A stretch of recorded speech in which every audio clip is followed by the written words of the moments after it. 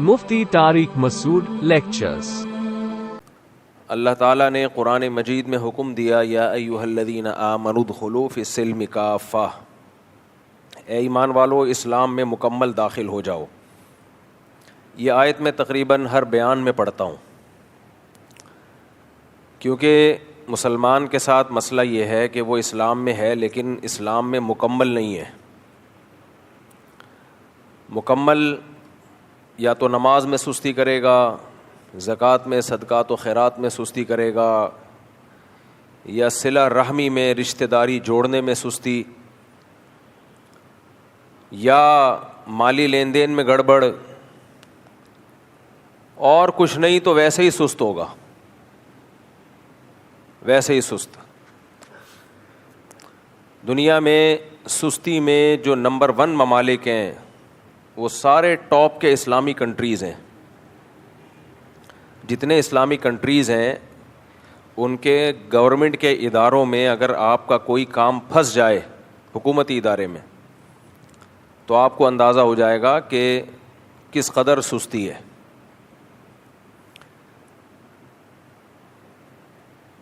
تو یہ سستی بھی تو ایک بہت بڑا جرم ہے، بہت بڑا گناہ ہے۔ ہر کام میں سستی، ہر کام میں سستی۔ اللہ تعالیٰ کا قانون ہے کہ فطرت سے جب کوئی بغاوت کرتا ہے، نیچر سے جب کوئی لڑتا ہے تو اس کو سزا لازمی ملتی ہے۔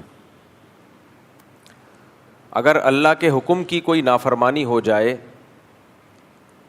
اور آپ کو ندامت ہو کہ میں نے غلط کیا، اب میں اللہ کے سامنے توبہ استغفار کرتا ہوں، گڑ گڑاتا ہوں، معافی مانگتا ہوں، اللہ معاف کر دیتا ہے۔ لیکن خوب اچھی طرح ایک بات سمجھ لیں، نیچر معاف نہیں کرتی ہے، فطرت معاف نہیں کرتی ہے۔ مثال کے طور پر آپ کسی دیوار پہ چل رہے ہیں، نیچے گہری کھائی ہے، لوگ آپ کو منع کریں گے کہ زیادہ فنٹر بننے کی کوشش مت کرو، اس پہ مت چلو، گر گئے تو ہڈی پسلی ایک ہو جائے گی۔ لوگوں کو شوق ہوتا ہے نا فنٹر بننے کا، ویلیاں لگا رہے ہوتے ہیں، آپ نے یوٹیوب پہ ویڈیوز دیکھی ہوں گی، ویلی لگاتے ہوئے ٹرک کے نیچے آ گیا، بائک پہ لیٹ کے بائک چلا رہا ہے، کسی نے پٹخ دیا، اٹھا کے مار دیا۔ فارغ آدمی جو ہوتا ہے نا، فارغ، اس کے یہی کام ہوتے ہیں۔ جب انسان اپنے آپ کو مفید کاموں میں مصروف نہیں رکھتا تو شیطان اس کو غلط کاموں میں لگا دیتا ہے۔ تو آپ کسی بڑی دیوار پہ چل رہے ہیں، دائیں اور بائیں گہری کھائی ہے، لوگ کہہ رہے ہیں بھائی تم اتنے ایکسپرٹ بھی نہیں ہو، پہلے چھوٹی دیوار پہ تجربہ کر کے سیکھ لو، زیادہ فنٹر بننے کی کوشش مت کرو۔ لیکن آپ کو شوق ہے شو بازی کا، آپ چلنا شروع ہوئے، تھوڑی دیر میں آپ کو احساس ہو گیا، بیچ میں جب آپ پہنچے تو نہ آگے جانے کے اور نہ پیچھے آنے کے۔ اب آپ کا بیلنس نہیں ہے اور آپ دھڑام سے نیچے گرے۔ جب آپ نیچے گرو گے تو آپ کو احساس ہوگا کہ میں نے غلطی کی۔ اللہ نے ہمیں احتیاط کا حکم دیا ہے یا بے احتیاطی کا حکم دیا ہے؟ بولیں۔ اللہ نے ہمیں اپنی زندگی بچانے کا حکم دیا ہے یا زندگی کو بلا وجہ خطرے میں ڈالنے کا حکم دیا ہے؟ بچانے کا حکم دیا ہے۔ دیوار پہ چلنے سے پہلے آپ کو علماء نے بھی سمجھایا کہ بھائی مت کرو یہ کام، یہ جائز نہیں ہے۔ آپ بحث میں لگ گئے کہ فتویٰ لے کر آؤ، قرآن میں کہاں لکھا ہے کہ دونوں طرف گہری کھائی ہو اور دیوار کے بیچ میں چلنا حرام ہے اسلام میں؟ فتویٰ لے کر آؤ۔ آج کل لوگ اسی طرح کی فضول باتیں کرتے ہیں، کہاں لکھا ہوا ہے اسلام میں؟ بھائی اسلام جنرلی اصول بیان کرتا ہے، ان اصولوں سے مسائل نکالنا، قانون اخذ کرنا یہ حضرات فقہا کا کام ہے، تو انہوں نے نکالے ہیں مسائل۔ ایسے تھوڑی ایک ایک چیز لکھی ہوئی ہوگی کہ جمعے کے دن نہا دھو کے آیا کرو، سر پہ ٹوپی اچھی والی پہنا کرو، خوشبو اچھی والی لگایا کرو، اصول اور ضابطے بیان کیے ہیں۔ تو اللہ نے قرآن میں کہہ دیا اپنے آپ کو لا تلقوا بایدیکم الی التہلکہ، اپنے آپ کو خود ہلاکت میں مت ڈالو. مطلب یہی ہے کہ بے احتیاطی والے کام مت کرو. شد عقالہ وتوکل علی اللہ، اونٹ کے پاؤں کو رسی سے باندھ لو، اس کے بعد اللہ پہ توکل کرو. اب چوری نہیں ہوگا. اونٹ کو آپ نے رسی سے باندھا نہیں، ایسے ہی چھوڑ دیا اور آپ نے اللہ پہ توکل کیا کہ اللہ بچانے والا ہے. پھر جب وہ چوری ہو گیا تو آپ کہو گے کہ میں نے تو اللہ پہ اعتماد کیا تھا، اللہ بچانے والا ہے، لیکن یہاں تو اللہ نے نہیں بچایا. لوگ عمرہ کرنے جاتے ہیں، حج کرنے جاتے ہیں، جیبیں کٹ جاتی ہیں. آج کل تو کم ہو رہا ہے، پہلے بہت کٹا کرتی تھیں. ایک دیہاتی آدمی کی جیب کٹ گئی. وہ کہنے لگا کہ اے اللہ، ہم نے تو سنا ہے کہ جو تیرے گھر میں آئے وہ تیرا مہمان ہوتا ہے، تو مہمان کی جیب کٹنے سے بچا نہیں سکتا تھا؟ ہم تیرے گھر میں آئے ہیں تو کم از کم اتنا تو خیال ہو جاتا نا کہ ہماری تو کم از کم جیب نہ کٹتی. تو اب وہ دیوار پہ چل رہا ہے. علماء نے بھی منع کیا، ناجائز ہے، دونوں طرف گہری کھائی ہے، کیوں اپنے آپ کو مصیبت میں ڈال رہے ہو تھوڑی سی شہرت کی خاطر. لیکن سمجھ میں بات نہیں آئی. آپ کا پاؤں پھسلا اور اب آپ گرنے لگے. جب آپ گرنے لگے آپ کو فوراً احساس ہو گیا کہ اے اللہ مجھ سے غلطی ہوئی ہے، میں نے جرم کیا اپنی جان پہ. اور نیچے پہنچنے سے پہلے آپ نے پکی سچی توبہ کر لی. نیچے پہنچنے سے پہلے بلکہ پاؤں پھسلا اور آپ کے زبان مبارک سے نکلا استغفر اللہ ربی من کل ذنب واتوب الیہ. اے اللہ آج تک میں نے جتنے گناہ کیے، صغیرہ ہوں کبیرہ ہوں، علانیتاً ہو سرن ہو، حقوق لباس سے اس کا تعلق ہو یا تیرے حقوق سے اس کا تعلق ہو، جتنے گناہ اے اللہ جس کے پیسے کھائے ہوئے پکا ارادہ کرتا ہوں اس کے پیسے بھی لوٹاؤں گا، اور یہ بھی وہ بھی، حج نہیں کیا وہ بھی معاف کر دے. صرف یہ والے گناہ سے توبہ نہیں کی، اس کے علاوہ بھی جتنے سے سب سے دل سے توبہ کی، اے اللہ آئندہ سے انسان کا بچہ بن کے زندگی گزاروں گا. بس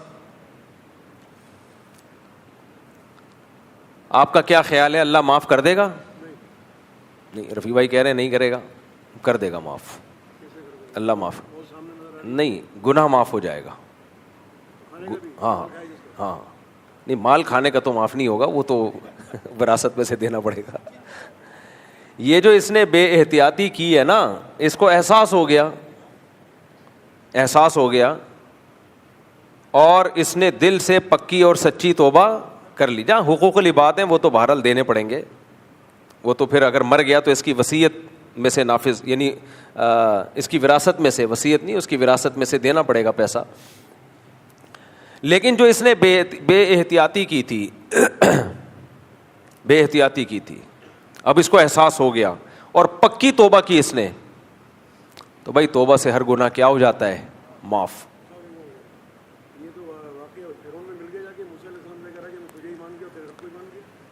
نہیں وہ تو بالکل آخری وقت تھا نا، جب فرشتے دیکھ لیے تھے اس نے.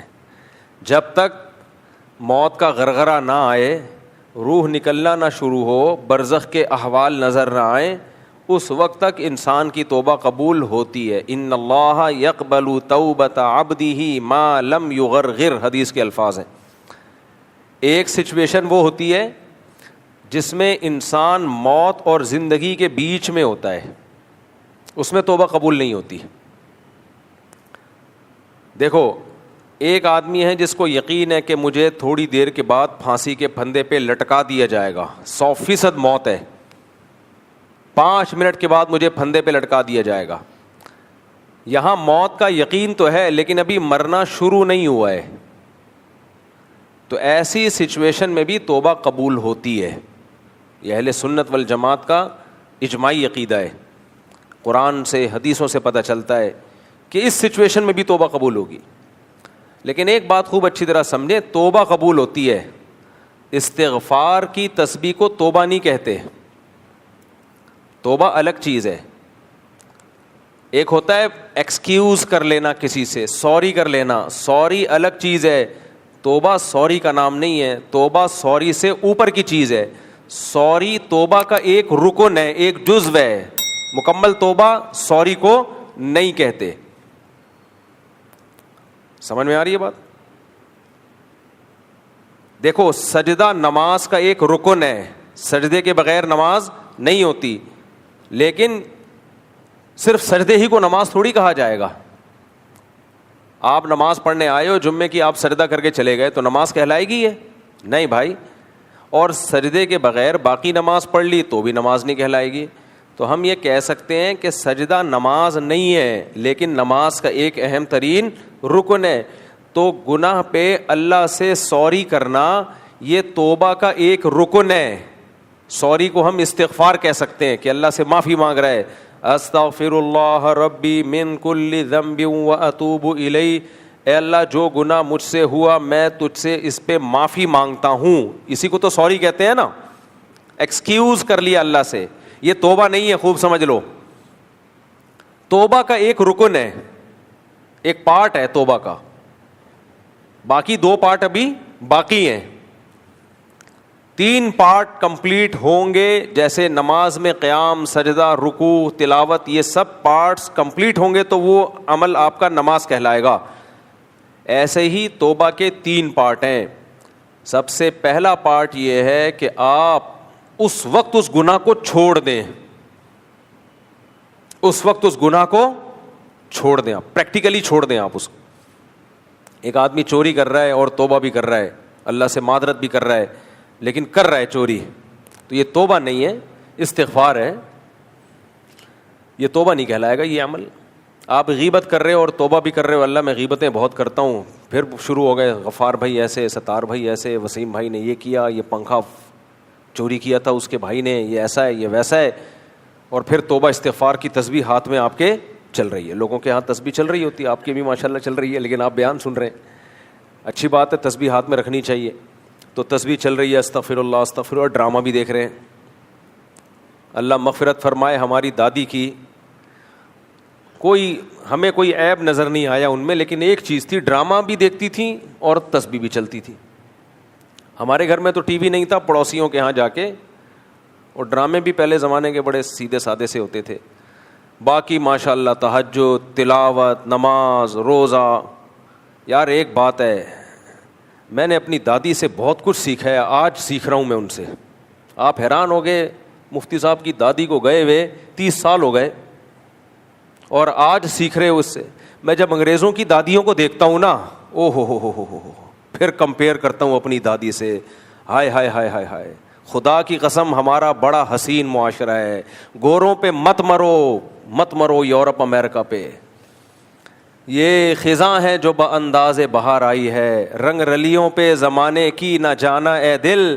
یہ خزاں ہے جو بانداز بہار آئی ہے. کافر میں کوئی خیر نہیں ہے, خدا کی قسم کوئی خیر نہیں ہے, سب بکواس ہے, ڈرامے بازی ہے. ابھی ایک صاحب یورپ میں کلپ بنا, موضوع سے ہٹ رہا ہوں لیکن کیا کروں یار, دادی کا تذکرہ آیا تو دادی کو دوسروں کی دادیوں سے کمپیئر کر کے پتہ چلے گا نا, ہماری دادی کا پلڑا بہت بھاری تھا, خدا کی قسم بہت بھاری تھا. نہ کوئی ایجوکیشن تھی, نہ ڈاکٹر تھی, نہ سائنٹسٹ تھی, پھر بھی کامیاب لائف گزاری. نہ پیسہ تھا جیب میں, پھر بھی پاکیزہ زندگی, با اخلاق زندگی, طہارت والی زندگی, اور ایک انتہائی کامیاب زندگی. انگریزوں کی بڈیاں سائنٹسٹ بھی ہوتی ہیں, ہائے ہائے ہائے, لیکچرار بھی ہوتی ہیں, پھر بھی چڈیاں پہن کے بڑھاپے میں گھوم رہی ہوتی ہیں, کوئی ہمیں دیکھ لے. 2 دادیوں کو سامنے رکھا کرو, اپنے گھر میں جاؤ آج اپنی دادی کو. اب تو دادیاں مارکیٹ سے شارٹ اس لیے ہو رہی ہیں کہ شادیاں دیر سے ہوتی ہیں نا, تو دادی بننے سے پہلے ہی فوت ہو جاتی ہے عورت. یہ بھی ایک عذاب ہے ہماری سوسائٹی میں, کہ تم لوگ بھی نہیں سدھرو گے, میں بھی نہیں سدھروں گا, یہ ذہن میں رکھنا. میں بھی اس ٹاپک پہ بولتا رہوں گا. بچیوں کی شادیاں جلدی کر دیا کرو, دادیاں نانیاں بھی بننا ہے ان نے بڑھاپے میں, پوتے نواسوں کی لذتیں بھی دیکھنی ہے انہوں نے, خود بھی جلدی کیا کرو تاکہ دادے نانے کا بن کے انجوائے کرو لائف کو. تو ان کی بڈھیاں دیکھ لو, بڈھیاں 80 سال کی بڈھی بریزر اور چڈی میں بیٹھی ہوئی ہوگی ساحل سمندر پہ, لائف کو کیا کر رہی ہے, انجوائے. آپ تو وہیں سے آئے ہوئے, آپ کو دیکھا ہوگا آپ. یار یہ کوئی زندگی ہے یار, اس کے فضائل ہمیں بتاتے ہو. اس سے تو ہماری وہ دادی جو جس کا پوتا ڈھکن لیس گٹر پہ بیٹھ کے آتا ہے وہ زیادہ اچھا ہے. ابھی یورپ سے کسی نے کلپ بنا کے بھیجا کہ یہ اولڈ ہاؤس کا جو تصور ہے یورپ میں یہ اتنا گندا نہیں ہے جیسے مسلمانوں نے سمجھ لیا ہے. آج کل نا کچھ لوگ وہاں جب جاتے ہیں تو ایک پہلو ان کے سامنے ہوتا ہے اس سوسائٹی کا, ایک پہلو, سڑکیں صاف, لوڈ شیڈنگ نہیں ہے, علاج کی سہولت ہے. یہ اس سوسائٹی کی خوبی نہیں ہے بھائی, یہ ایک سسٹم کی خوبی ہے, یہ حکومت اور پیسہ ہے. جب پیسہ ہوتا ہے تو سب کچھ کیا ہوتا ہے, سیٹ ہو جاتا ہے. شاعر نے شعر کہا ہے نا, خدا جب حسن دیتا ہے نزاکت آ ہی جاتی ہے, قدم گن گن کے رکھتے ہیں کمر بل کھا ہی جاتی ہے. جب جیب میں پیسہ ہوتا ہے نا تو چہرے پہ ایک رونق سی ہوتی ہے. تو جن قوموں کی جیب میں پیسہ ہے تو ان کے چہروں پہ بھی رونقیں ہیں, ظاہر ہے ڈیولپمنٹ ہے ٹھیک ٹھاک, اور وہ پیسہ بھی ہمارا ہی ہے بھائی, ہمارا ہی ہے. یہ ہندوستان سے سارا جو کھرید کے لے گئے تھے یہ لوگ. عالمگیر بادشاہ رحمۃ اللہ علیہ کے دور میں حکومت کے جو ایسٹس تھے نا, ایک دفعہ ان کو شمار کرنے لگے ہندوستان کی دولت, جس میں برما بھی تھا, بنگلہ دیش بھی تھا, پاکستان بھی تھا, ہندوستان بھی تھا. تو عالمگیر رحمۃ اللہ علیہ نے یہ کام لگایا کہ حکومت کے پاس ایسٹس کتنے ہیں, سونے کے ایسٹس, خزانے, اشرفیاں. آپ کو پتہ ہے جب سرکاری سطح پہ اکاؤنٹنگ کا کام ہوتا ہے تو وہ بہت بڑے پیمانے پر ہوتا ہے. جب اکاؤنٹنگ شروع کی گئی ہے تو حکومت عاجز آ گئی تھی, اتنی دولت تھی. یہ کام روکنا پڑا. جو اشرفیاں تھیں نا, سونے کے سکے, وہ کاؤنٹ نہیں کر پائے تھے. یہ سارا مال کہاں گیا ہے, یورپ گیا ہے, تجارت سے نہیں, غاصبانہ قبضہ کر کے. اور یہ ہمیں کہتے ہیں اسلام تلوار سے پھیلا ہے. بھائی صاحب تمہارے جو بلڈنگیں بنی ہیں نا یہ بموں سے بنی ہیں, ہمارا خون چوسا ہے جس سے یہ سب کچھ تم نے ڈیولپمنٹ کا کام کیا ہے سارا. سمجھتا نہیں ہے بات کو, جب نہیں پڑھے گا رات کو تو نہیں سمجھے گا بات کو. تو ہمارے جو دیسی لبرل ہے نا یہ بہت خطرناک ہوتا ہے. اچھا, انگریز کو آپ اپنی سوسائٹی کی خوبی دکھاؤ فوراً مان جائے گا, فوراً یقین کر لے گا, یار بڑا زبردست تمہارا ایک سسٹم ہے. ہمارے استاذ یو کے گئے, ایک انگریز کے گھر گئے تو دیکھا, میرے جو پیر و مرشد ہیں نا ان کا لندن کا سفر ہو چکا ہے. ایک انگریز کے گھر میں گئے تو انگریز اکیلا تھا اور گھر میں 4 بڑے بڑے کتے. 4, ہماری 4 بیویوں پہ اعتراض ہوتا ہے ان لوگوں کو, اور آپ کے 4 کتوں پہ ہم اعتراض نہ کریں. یار کیا بات کر رہے ہو یار, ہم پہ یہ طنز کرتے ہیں. یہ مولویوں کو دیکھو 4 بیویاں, 4 بیویاں, شادیاں, بچے. تم 4 کتے لے کے گھوم رہے ہو. یار یہ انسانیت ہے, یہ کتا پن ہے, یہ تو کتا پن ہے. تو وہ کہتے ہیں میں جب اس گورے کے گھر میں گیا تو ٹوٹل کتنے کتے تھے, اور انتہائی بدبو. کتوں کی جو لید ہے نا وہ بہت بدبودار ہوتی ہے. خیر کہتے ہیں میں نے گپ شپ لگانا شروع کی. ہیلو ہاؤ یو جانسن نینسل wow how you doing it, جو بھی ٹش فش اسٹائل ان کا. ہم لوگ تو وہ اسٹائل بنا بھی, دیسی لوگ ہیں نا, غریب لوگ ہیں. ہمارا تو یہ ہوگا وسیم بھائی کیا کر رہے ہو, ستار بھائی, جمشید تم پھر بغیر نہائے آ گئے, ٹھیک ہے نا. ہمارا تو یہ اسٹائل ہوگا. ان کا اسٹائل بھی کیا ہے, چینج. خیر کہتے ہیں گورے سے میری گپ شپ شروع ہوئی. یہ بات ہے 92-93 کی. تو کہتے ہیں گورے سے میری گپ شپ شروع ہوئی تو پھر گورے نے خود اسلام کی تعریف کی. کہتے ہیں یہاں جو لندن میں جو مسلمان فیملیاں رہتی ہیں مجھے ان کی ایک چیز بہت پسند ہے. ہمارے استاذ نے پوچھا کیا پسند؟ کہتے ہیں یار کبھی پاکستان سے کسی کی پھپھو آ رہی ہے اسے ریسیو کرنے جا رہے ہیں, کبھی کسی کا چچا آ رہا ہے اس کو ریسیو کرنے جا رہے ہیں, کبھی کسی کا ماموں آ رہا ہے اس کی دعوت ہو رہی ہے. ہم لوگ کے ہاں نہ چچا رہا نہ پھپھو رہی, نہ حالانکہ پھپھو بہت فسادی ہوتی ہے, اس کے باوجود کیا ہوتی ہے, محبت ہوتی ہے پھپھو سے. جتنے گھروں میں لڑائیاں ہو رہی ہیں اس میں ہاتھ کس کا ہوتا ہے, پھپھو کا ہوتا ہے. آپ کو نہیں, پھپھو تو بڑا پیارا رشتہ ہے, آپ کے لیے پیارا رشتہ ہے. آپ کی اماں کے لیے اس سے خطرناک رشتہ اس کائنات میں پیدا ہوا نہیں ہے. آپ کی اماں اور آپ کی پھپھو ایسے ہیں جیسے فلسطینی اور اسرائیلی, یہ ایسے ہیں. خیر, تو اس نے کہا اتنا تم لوگوں کا ایک نظام ہے, محبتیں. آج میڈیکل سائنس اور جو سائیکولوجسٹ ہیں وہ اس بات کا اعتراف کرتے ہیں کہ انسان کو سب سے زیادہ سکون کے لیے جو سب سے زیادہ جس چیز کی ضرورت ہے وہ ہے ریلیشن. وہ کیا ہے؟ اب وہ آرٹیفیشل ریلیشن, مصنوعی ریلیشن پہ زور دیتے ہیں. ان کے جو ماہر نفسیات ہیں نا انگریزوں کے, وہ بھی کہتے ہیں آپ کی مینٹلی ہیلتھ کے لیے, سکون کے لیے دولت سے زیادہ ویلیو کس چیز کی ہے؟ ریلیشن کی. کیونکہ انسان انڈیویجول لائف نہیں گزار سکتا. تو اب ان کے جب ریلیشن مارکیٹ سے شارٹ ہو گئے تو اب وہ آرٹیفیشل ریلیشن کیسے ہے؟ بلڈ ریلیشن نہیں ہے, آپ خود سے ریلیشن بنا رہے ہو. وہ کہتے ہیں بھائی صدقہ خیرات کیا کرو تاکہ غریبوں سے آپ کا تعلق اچھا ہو. جمشید کو کبھی اپنے پیسوں پہ بھی چائے پلا دیا کرو تاکہ جمشید تمہارے ساتھ کلوز ہو جائے, کیونکہ وہاں رواج نہیں ہے اپنے خرچے پہ کسی کو چائے پلانے کا. تو کوئی جو نیڈی پیپل ہیں آپ جا کے ان کا تھوڑا سا مدد کر لیا کریں, اس سے ریلیشن کیا ہوگا آپ کا؟ مضبوط. او بھائی صاحب, سب سے پہلا ریلیشن ماں اور باپ کا ہوتا ہے. سمجھتے ہو یہ کس کا بنایا ہوا ہے؟ اماں ابا کے بغیر خوشیاں نہیں ہیں. تبھی تو باپ ماں کے مرنے پر کیسا روتے ہیں, ایسا لگتا ہے گھر اجڑ گیا. ہم تو دادی کے مرنے پر اتنا روئے تھے, گھر اجڑ گیا بھائی, ریلیشن ختم. کیونکہ دادیوں کا پوتوں سے کیا ہوتا ہے؟ ریلیشن. بھائی بہنوں کا رشتہ, یہ تو اس پہ تو میں بہت دفعہ بولتا رہتا ہوں, میں زیادہ ڈیپ میں نہیں جاؤں گا. تو میں یہ عرض کر رہا تھا ہمارے جو دیسی لبرل ہے نا, دیسی لبرل, یہ بڑے ڈینجر. انگریز کو آپ سمجھائیں سمجھ جائے گا فوراً, کیونکہ وہ سفید کاغذ کی طرح ہے. اس کو آپ اسلام کی بیوٹی سمجھائیں 2 منٹ میں سمجھ میں آئے گی. ہمارا جو دیسی لبرل ہے نا, جب یہ جاتا ہے وہاں تو جو اس کی آنکھیں کھلتی ہے نا, وہ آبشاریں دیکھ کے اور روڈ اور سڑکیں اور خوبصورتی دیکھ کے, تو وہ سمجھتا ہے سب کچھ یہیں ہے. تو وہ اولڈ ہاؤس کے بھی فضائل بیان کرنا شروع کر دیتا ہے. تو ابھی ایک دیسی لبرل ہیں, وہ آج کل بڑے فضائل بتا رہے ہیں کہ اولڈ ہاؤس کا وہ کانسیپٹ ہماری سوسائٹی میں نہیں ہے جو مسلمان بتاتے ہیں یہاں اسکالرز.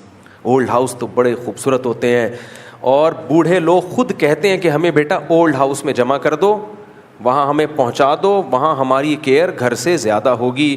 وہاں ہم کیرم بورڈ کھیلیں گے, وہاں ہم اسنوکر کھیلیں گے, وہاں ہم فلمیں دیکھیں گے, وہاں ہم سب بڈھے آپس میں بیٹھ کے اپنی جوانی کی داستانیں سنائیں گے.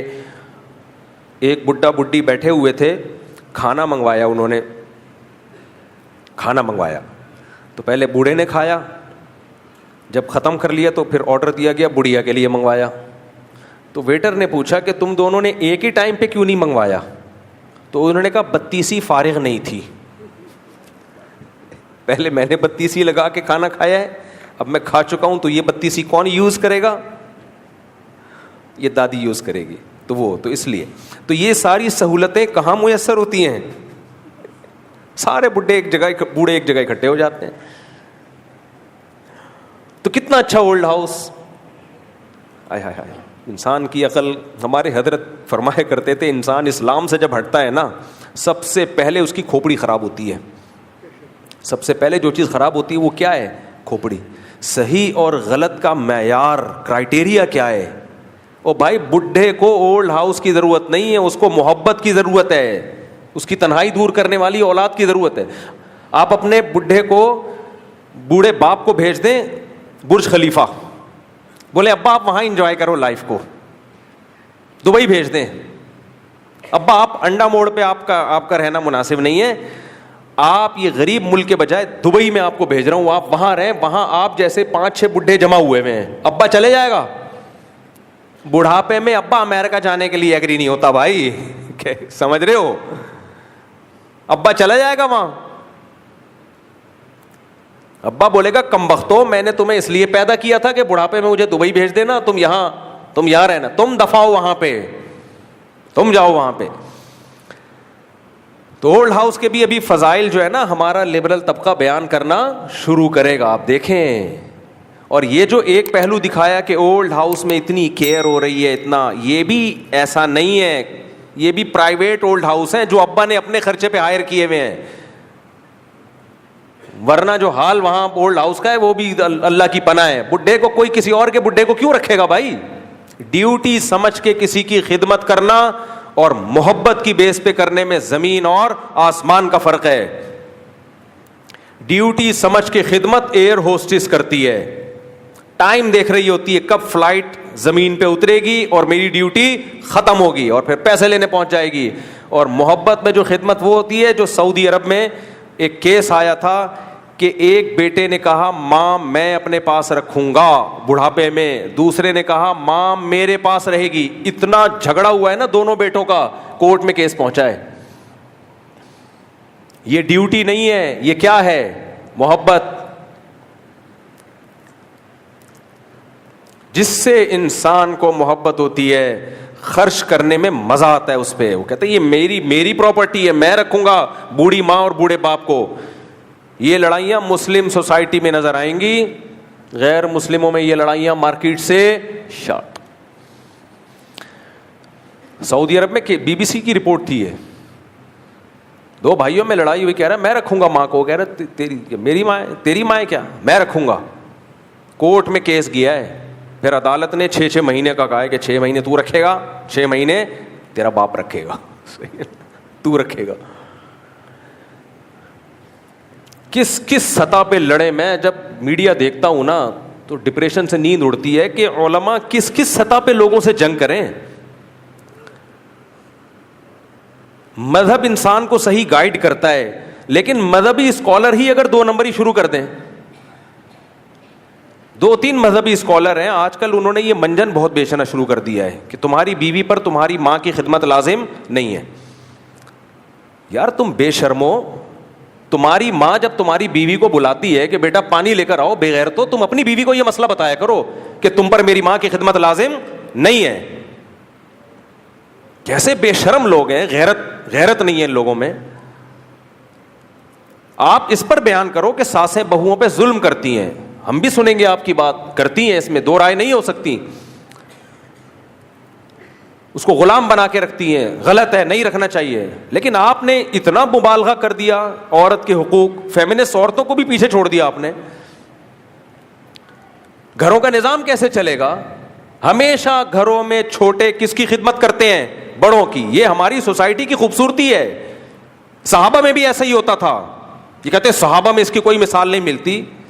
جابر بن عبداللہ رضی اللہ تعالیٰ عنہ نے نکاح کیا ایک عمر یافتہ عورت سے, صحیح بخاری کی حدیث ہے.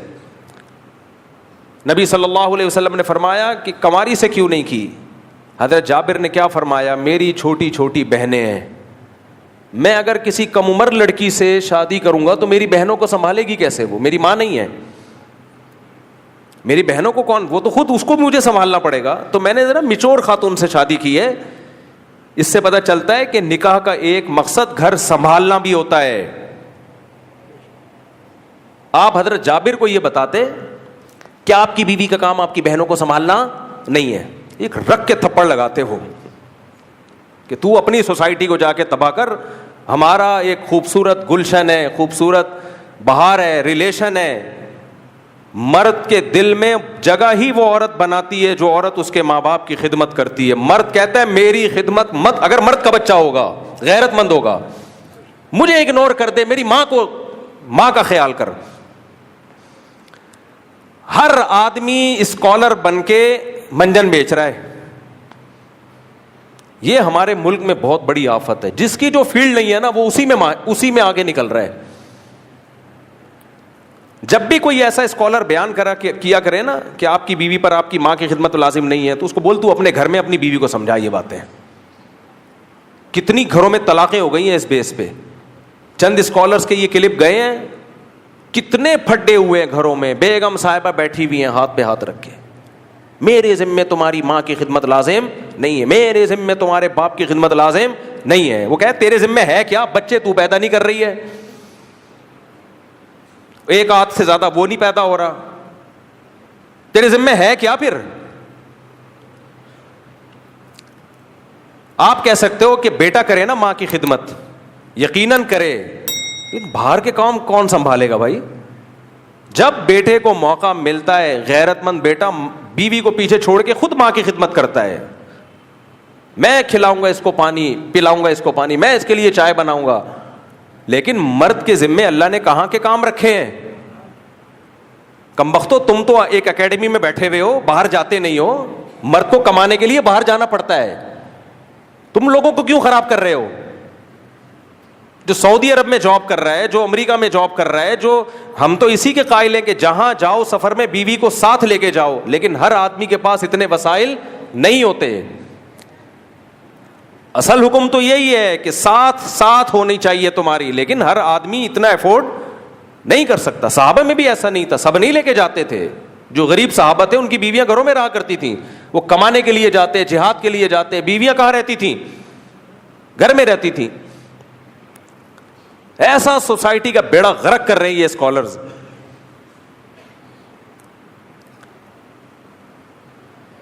مرد کے دل میں سب سے زیادہ قدر ہی اس عورت کی ہے جو اس کے ماں باپ کو، وہ شادی کرنے کا ایک بڑا مقصد ہی یہی ہوتا ہے بھائی.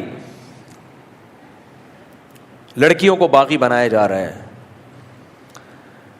آپ بھی کریں خدمت، لیکن باہر کے کام اللہ نے کس کے ذمے لگائے ہیں؟ مرد کے ذمے لگائے ہیں.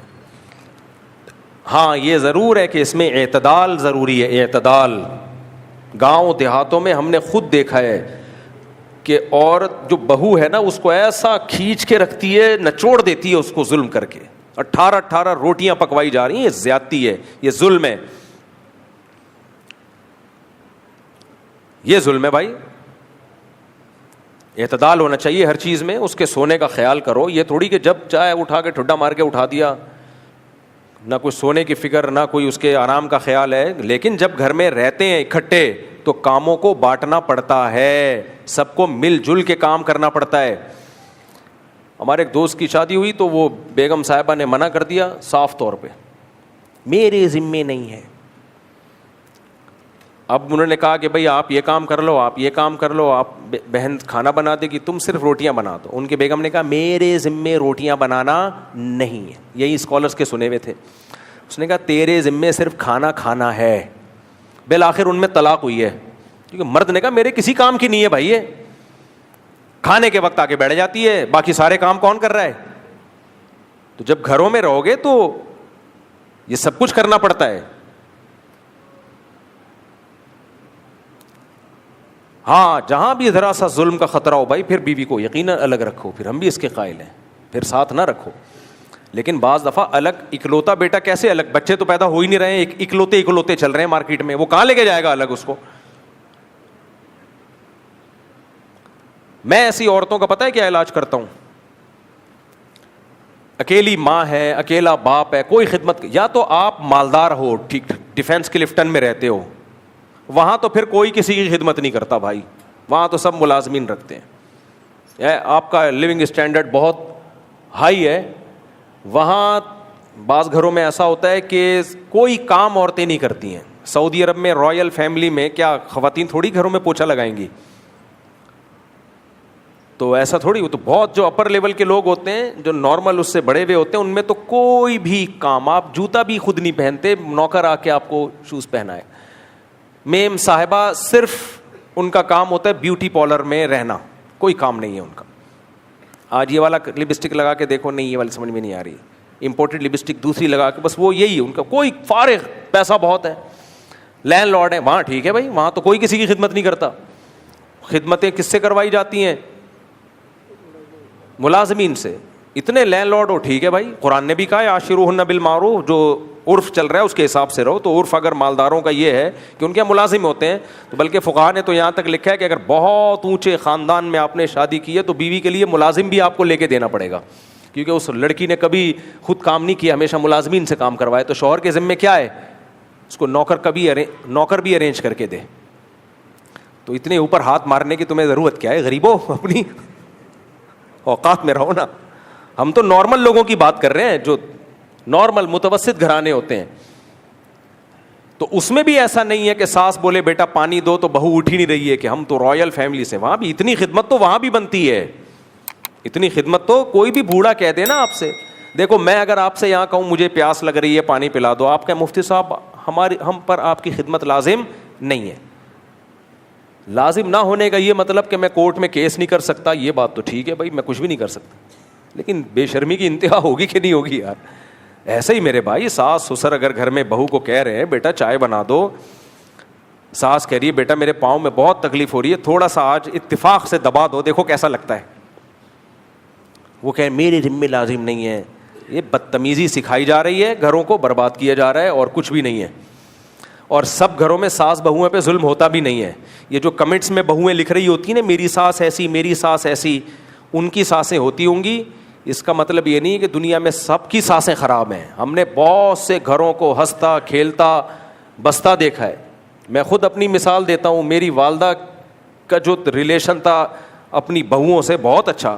ہمارے گھر میں جتنی ہماری بھابیاں وغیرہ تھی سب والدہ کے ساتھ رہنا چاہتے تھے سب لوگ. میری دادی اور میری والدہ ساتھ رہی ہیں, ساس تھی نا, ساری زندگی ساتھ گزاری ہے انہوں نے. اور میری والدہ ایجوکیٹڈ تھیں. میری والدہ نے اسکول میں سپروائزر تھیں, ٹیچر تھیں, تو پڑھی لکھی خاتون تھی میری والدہ. گھر سنبھالا انہوں نے, دادی کو بھی سنبھالا, خدمت کی, ہمارا بھی دل جیتا, دادی کا بھی دل جیتا. اگر میری اماں سن لیتی ان اسکالرس کو, شروع میں ہی ان اسکالرس کو سن لیتی کہ مجھے الگ گھر لے کے دو, میرے ذمے, میرے ابا سے کہہ رہی ہوتی میرے ذمے آپ کی والدہ کی خدمت لازم نہیں ہے, تھوڑا انگلش میں ٹھش پش بھی کر دیتی اور الگ ہو جاتے, تو ہمیں دادی کی محبت, بولو نا یار, الگ رہتے ہیں, دادی کی محبت تو نہ ملتی. دادی تو بھائی چاہیے میرے بھائی. بچے کو کیا چاہیے, اب تم بڈھے ہو گئے ہو, اب تمہیں نہیں پتہ چلے گا. بچے کو اماں سے زیادہ کون اچھی لگتی ہے, نانی دادی. ہمیں تو بھائی اپنی اماں سے زیادہ دادی پسند تھی, کیونکہ ہماری دادی نے ایک تخت تھا ان کا جہیز کا ملا ہوا, میرا خیال ہے کم از کم 1948 سے پاکستان بننے سے پہلے کا تخت تھا وہ, اس پہ پھٹے لگے ہوئے تھے. ایک جہیز کا بکسا تھا ان کے پاس. میں نے جب سے ہوش سنبھالا وہ بکسا دیکھتا آیا تھا میں, لوہے کا. ہم کہتے تھے بریف کیس کا زمانہ آ گیا ہے. نہ پھر پان کا ایک کھوکھا, وہ پان تان ہوا کرتا تھا, ہندوستانی عورتیں نا پان, اس پہ اتنا سا انہوں نے پان نکالا, کتھا لگایا, چونا لگایا, چھالیاں ڈالی, یوں کر کے سائڈ پہ فکس کیا اور نیت باندھ لی نماز کی. زبردست چیزیں چھپا چھپا کے رکھتی تھی اپنے پوتوں کے لیے. وہاں چھپا دیا, کچھ کیلا چھپا دیا, کچھ آئس کریم چھپا دی, جس پہ زیادہ دل آ رہا ہے اس کو بلا کے چھپڑ میں اس کو پکڑا دیا. انگریزوں کی دادی کو دیکھو, بریزر پہن کے اور چڈی پہن کے بیٹھی ہوئی ہوگی. یار کچھ انسان کو کچھ اس عمر میں تو کم از کم کچھ اسکارف ہو. پھر میں جب انگریزوں کی بڑھیوں کو دیکھتا ہوں مجھے اپنی نانی بھی یاد آتی ہے, دادی بھی. نانی کا بھی ایسے ہی حساب تھا.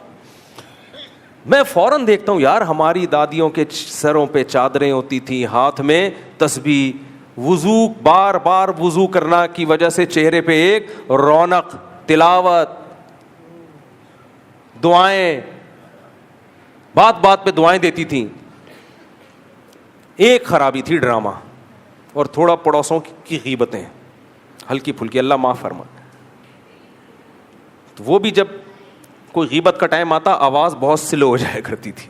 ہم کہتے تھے بھائی آواز تو کمرے سے باہر نہیں جا رہی, لیکن اتنے آرام سے. آپ نے دیکھو پرانے زمانے کی دادیاں جب غیبت کرتی ہیں نا تو آواز کیا کر دیتی ہیں, سلو. ان کو احساس ہوتا ہے کہ ہم کوئی الٹا کام کر رہے ہیں, ٹھیک کام نہیں کر رہے ہم. تو اس لیے جب مرا کرو نا اس کلچر پہ تو جا کے ان کے بڈھوں کو دیکھ لیا کرو. کس کو, بڈھوں, اور اپنے بڈھوں کو کمپیئر کیا کرو. اب تو ہمارے یہاں بھی لبرلزم سیکولرزم اتنا آ رہا ہے کہ ہمارے بڈھوں کا بھی وہی حشر ہونے والا ہے. ماں باپ دادا دادی نانا نانی کی خدمت شوق سے کیا کرو, ان کے چماٹے بھی کھاؤ, ان کی ڈانٹے بھی کھاؤ, اس سے بہتر کوئی عبادت نہیں ہے. اللہ نے بہت بڑا حق بنایا ہے بھائی. تو خیر ہم بات کیا کر رہے تھے کہ آج کل اولڈ ہاؤس کے بھی فضائل اب شروع ہو چکے ہیں, اور یہ ہماری سوسائٹی میں بھی اولڈ ہاؤس ہونا ضرور چاہیے, اس کا میں منکر نہیں ہوں, کیونکہ بہت سے لوگوں نے اپنے ماں باپ کو ہماری سوسائٹی میں بھی نظر انداز کرنا شروع کر دیا ہے. تو ان بیچاروں کا ٹھکانہ کم از کم روڈ سے تو بہتر ہی ہے نا اولڈ ہاؤس. اور وہ جو بوڑھے وہاں کہہ دیتے ہیں نا کہ ہمیں بھیج دو اولڈ ہاؤس میں, یہ کمال نہیں ہے. ان کو پتہ ہے کہ ہم نے اپنے ابا کو بھیجا تھا, ہماری اولاد کو اب گلٹی فیل کر رہی ہے ہمیں یہاں رکھ کے. ان کو پتہ ہے کہ ہماری اولاد کمفرٹ زون میں نہیں ہے, تو اس لیے وہ خود ہی کہہ دیتے ہیں, غیرت مند بوڑھے ہوتے ہیں, ہمیں وہاں بھیج دے بھائی, تو وہاں کیرم بورڈ تو کھیلیں گے. تو کہاں سے کہاں چلے گئے ہم, کیا بات کر رہے تھے, کدھر کو آ گئے میرے بھائی. دیکھو اسلام سے زیادہ خوبصورت دنیا میں کوئی مذہب بولو نہیں ہے. ہم پہ تو اللہ کا خدا کی قسم سب سے بڑا احسان ہے, اللہ نے مسلم پیدا کر دیا, بہت بڑا اللہ نے احسان کر دیا ہم پہ, ہر چیز کا حل بتایا. ہاں میں یہ عرض کر رہا تھا کہ کئی محاذوں پہ ہمیں لڑنا پڑ رہا ہے. جو ایک سیلاب آ رہا ہے طوفان بدتمیزی کا, اس کے مقابلے میں ہم اسلام کو لے کر آتے ہیں, لیکن پھر مذہبی اسکالر اسلام کی جب غلط تشریح کرنا شروع کر دیتے ہیں, ان سے الگ لڑائی شروع ہو جاتی ہے ہماری. بھائی یہ غلط اسلام ہے, صحیح اسلام کیا ہے؟ صحیح اسلام ریلیشن پہ بلیو رکھتا ہے, محبت پہ یقین رکھتا ہے. آپ دیکھو اسلام میں محبت کی کتنی ویلیو ہے, اس سے آپ ایک مسئلے سے اندازہ لگاؤ کتنی ویلیو ہے. جوڑ پر اسلام کتنا یقین رکھتا ہے. مسئلہ یہ ہے کہ اگر میاں بیوی دونوں کافر تھے, دونوں کی شادی ہو گئی, تو اسلام اس شادی کو ایکسیپٹ کر لیتا ہے. کیا خیال ہے بھائی, کرتا ہے کہ نہیں کرتا؟ بھائی ہندو کی شادی ہندو لڑکی سے ہوئی اور آگ کے گرد 7 چکر لگائے, پنڈت جی نے ہنڈڑا پڑھ کے اس کا نکاح پڑھا دیا. میں جب انڈیا گیا تو سب سے پہلے میں پنڈت جی سے ملوں گا, یہ آپ پڑھتے کیا ہو؟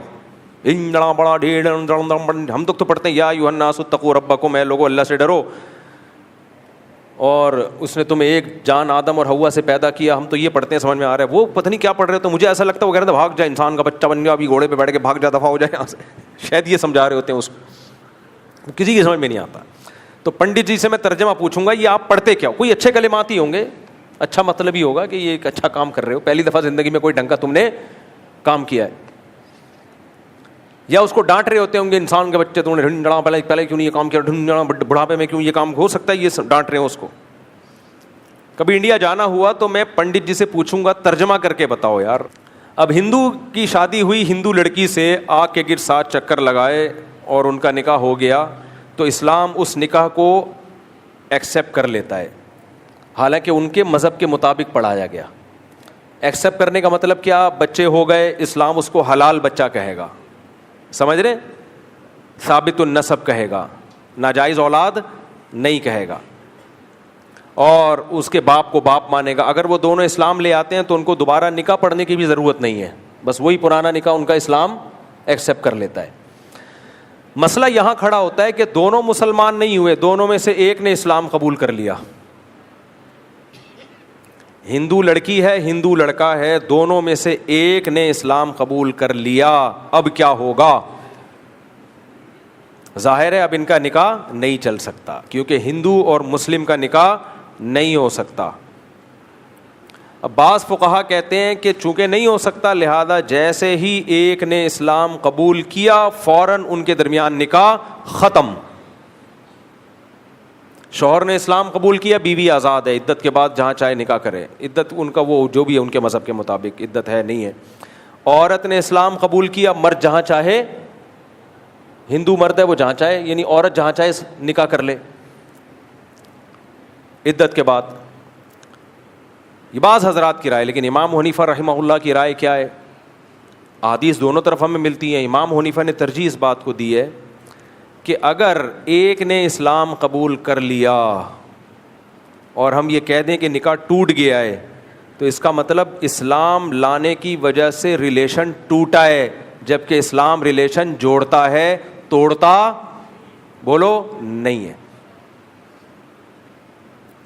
یعنی اس کا تو مطلب یہ ہوگا کہ اسلام لانے سے نکاح ٹوٹ رہا ہے, بھائی یہ تو ریلیشن ختم ہو رہا ہے. اب دونوں کو چلنے بھی نہیں دے سکتے کیونکہ مسلم اور غیر مسلم جمع نہیں ہو سکتے. تو وہ کہتے ہیں کہ اگر شوہر اسلام لایا ہے تو شوہر کورٹ میں کیس کرے گا کہ میں اسلام لایا ہوں, کورٹ میری بیوی کو کہے کہ تم بھی اسلام لے کر آؤ تاکہ تمہارا نکاح برقرار رکھا جائے. بیوی پہ اسلام پیش کیا جائے گا, بیوی اسلام لے آئے, ٹھیک ہے, کوئی تجدید نکاح کی ضرورت نہیں ہے, پرانا والا نکاح باقی ہے. لیکن بیوی نے اسلام قبول کرنے سے انکار کر دیا تو کورٹ اس نکاح کو اس بیس پہ ختم کرے گی کہ اسلام کو ٹھکرا دیا ہے. اسلام کو ٹھکرانا رشتہ توڑنے کا سبب بن سکتا ہے, اسلام لانا رشتہ توڑنے کا سبب نہیں بن سکتا. کھوپڑی شریف میں سمجھ میں بات آ رہی ہے؟ لوگ مجھے کہتے ہیں کہ یار آپ کھوپڑی کہتے تو اتنے پڑھے لکھے لوگ بیٹھے ہوئے ہوتے ہیں, وہ مائنڈ کرتے ہیں. تو اس لیے میں شریف اسی وجہ سے تو لگاتا ہوں کھوپڑی کے ساتھ کہ جس نے مائنڈ کیا ہے, شریف لگنے سے اس کا مائنڈ ٹھیک ہو جائے, کمفرٹ زون میں آ جائے. اسی طرح عورت نے اسلام قبول کیا اور مرد کافر ہے, غیر مسلم ہے, تو ایک دم نکاح نہیں ٹوٹے گا, نکاح باقی ہے. عورت کورٹ میں کیس کرے گی کہ میں نے اسلام قبول کر لیا, میرا شوہر نے اسلام قبول نہیں کیا ہے. کورٹ اس پہ اسلام کو پیش کرے, کورٹ اسلام پیش کرے گی, اس پہ کہے گی بھائی آپ کی بیوی مسلمان ہو چکی ہے, آپ بھی اسلام قبول کر لو تو ٹھیک ہے, جیسے زندگی گزار رہے تھے گزارتے رہو. اگر کہہ دیں نہیں ہے تو پھر کورٹ کہے گی آپ چونکہ اسلام کی دعوت کو ٹھکرا رہے ہو, تو ٹھکرانا سبب ہے نکاح کو ختم کرنے کا.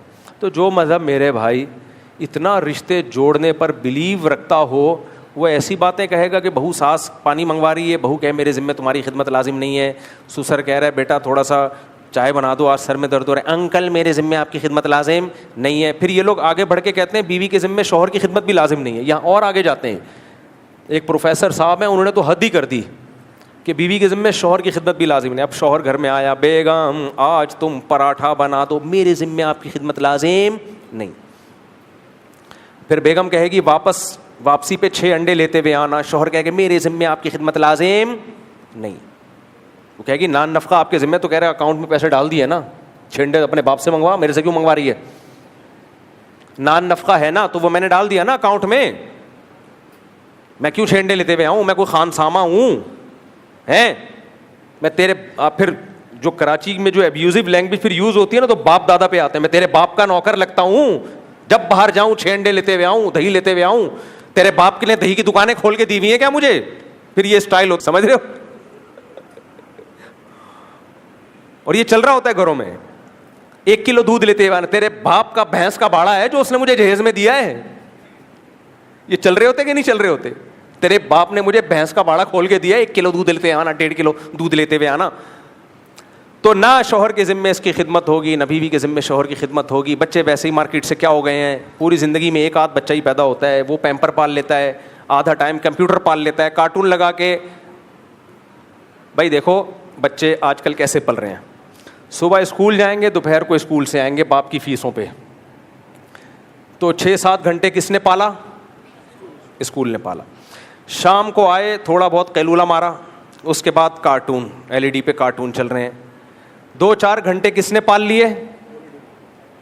اچھا, اس دوران جو ہگائی متائی ہے, پہلے مائیں بیچاری نالیوں پہ لے کے بیٹھا کرتی تھی, بچوں کو کر رہی ہوتی تھی کہ کم بخت شاید اس کی آواز سن کے کچھ وائبریشن ہو, ہے بھائی, اور کچھ ہارمونز جو ہے نا اس کے پیشاب والے ہارمونز کچھ متحرک ہو جائیں, شاید پیشاب نکال دے, ورنہ بستر پہ کرے گا.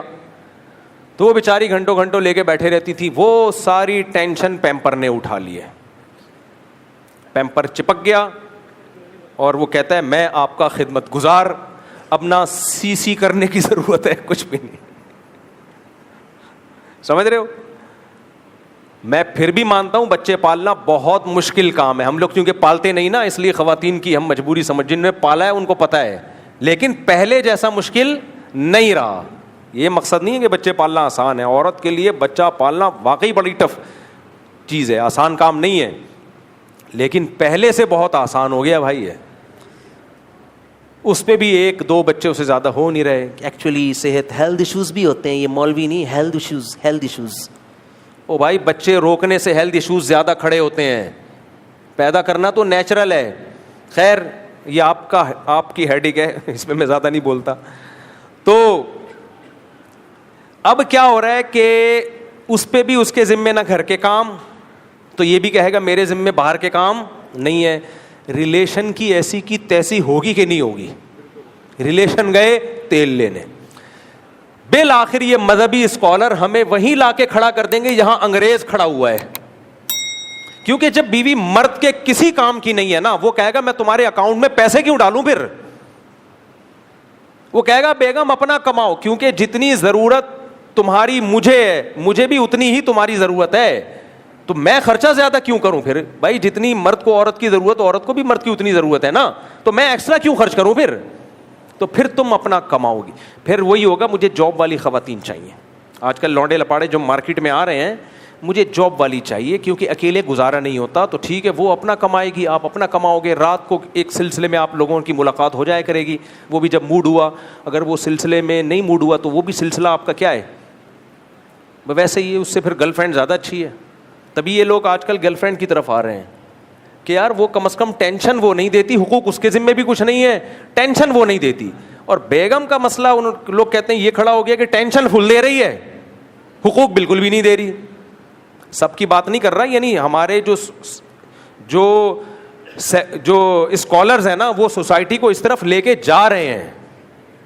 میجورٹی تو اللہ کا شکر ہے گھروں میں تمیز سے ہی رہ رہی ہیں, عورتوں کی بڑی خدمت گزار ہوتی ہیں, سب کچھ گھر سنبھالا ہوا ہوتا ہے. لیکن ہمارے اسکالرز کو یہ سسٹم اچھا نہیں لگ رہا. جو نام نہاد اسکالرز آ رہے ہیں, جو عالم نہیں ہیں, وہ تباہ کر رہے ہیں سوسائٹی کو.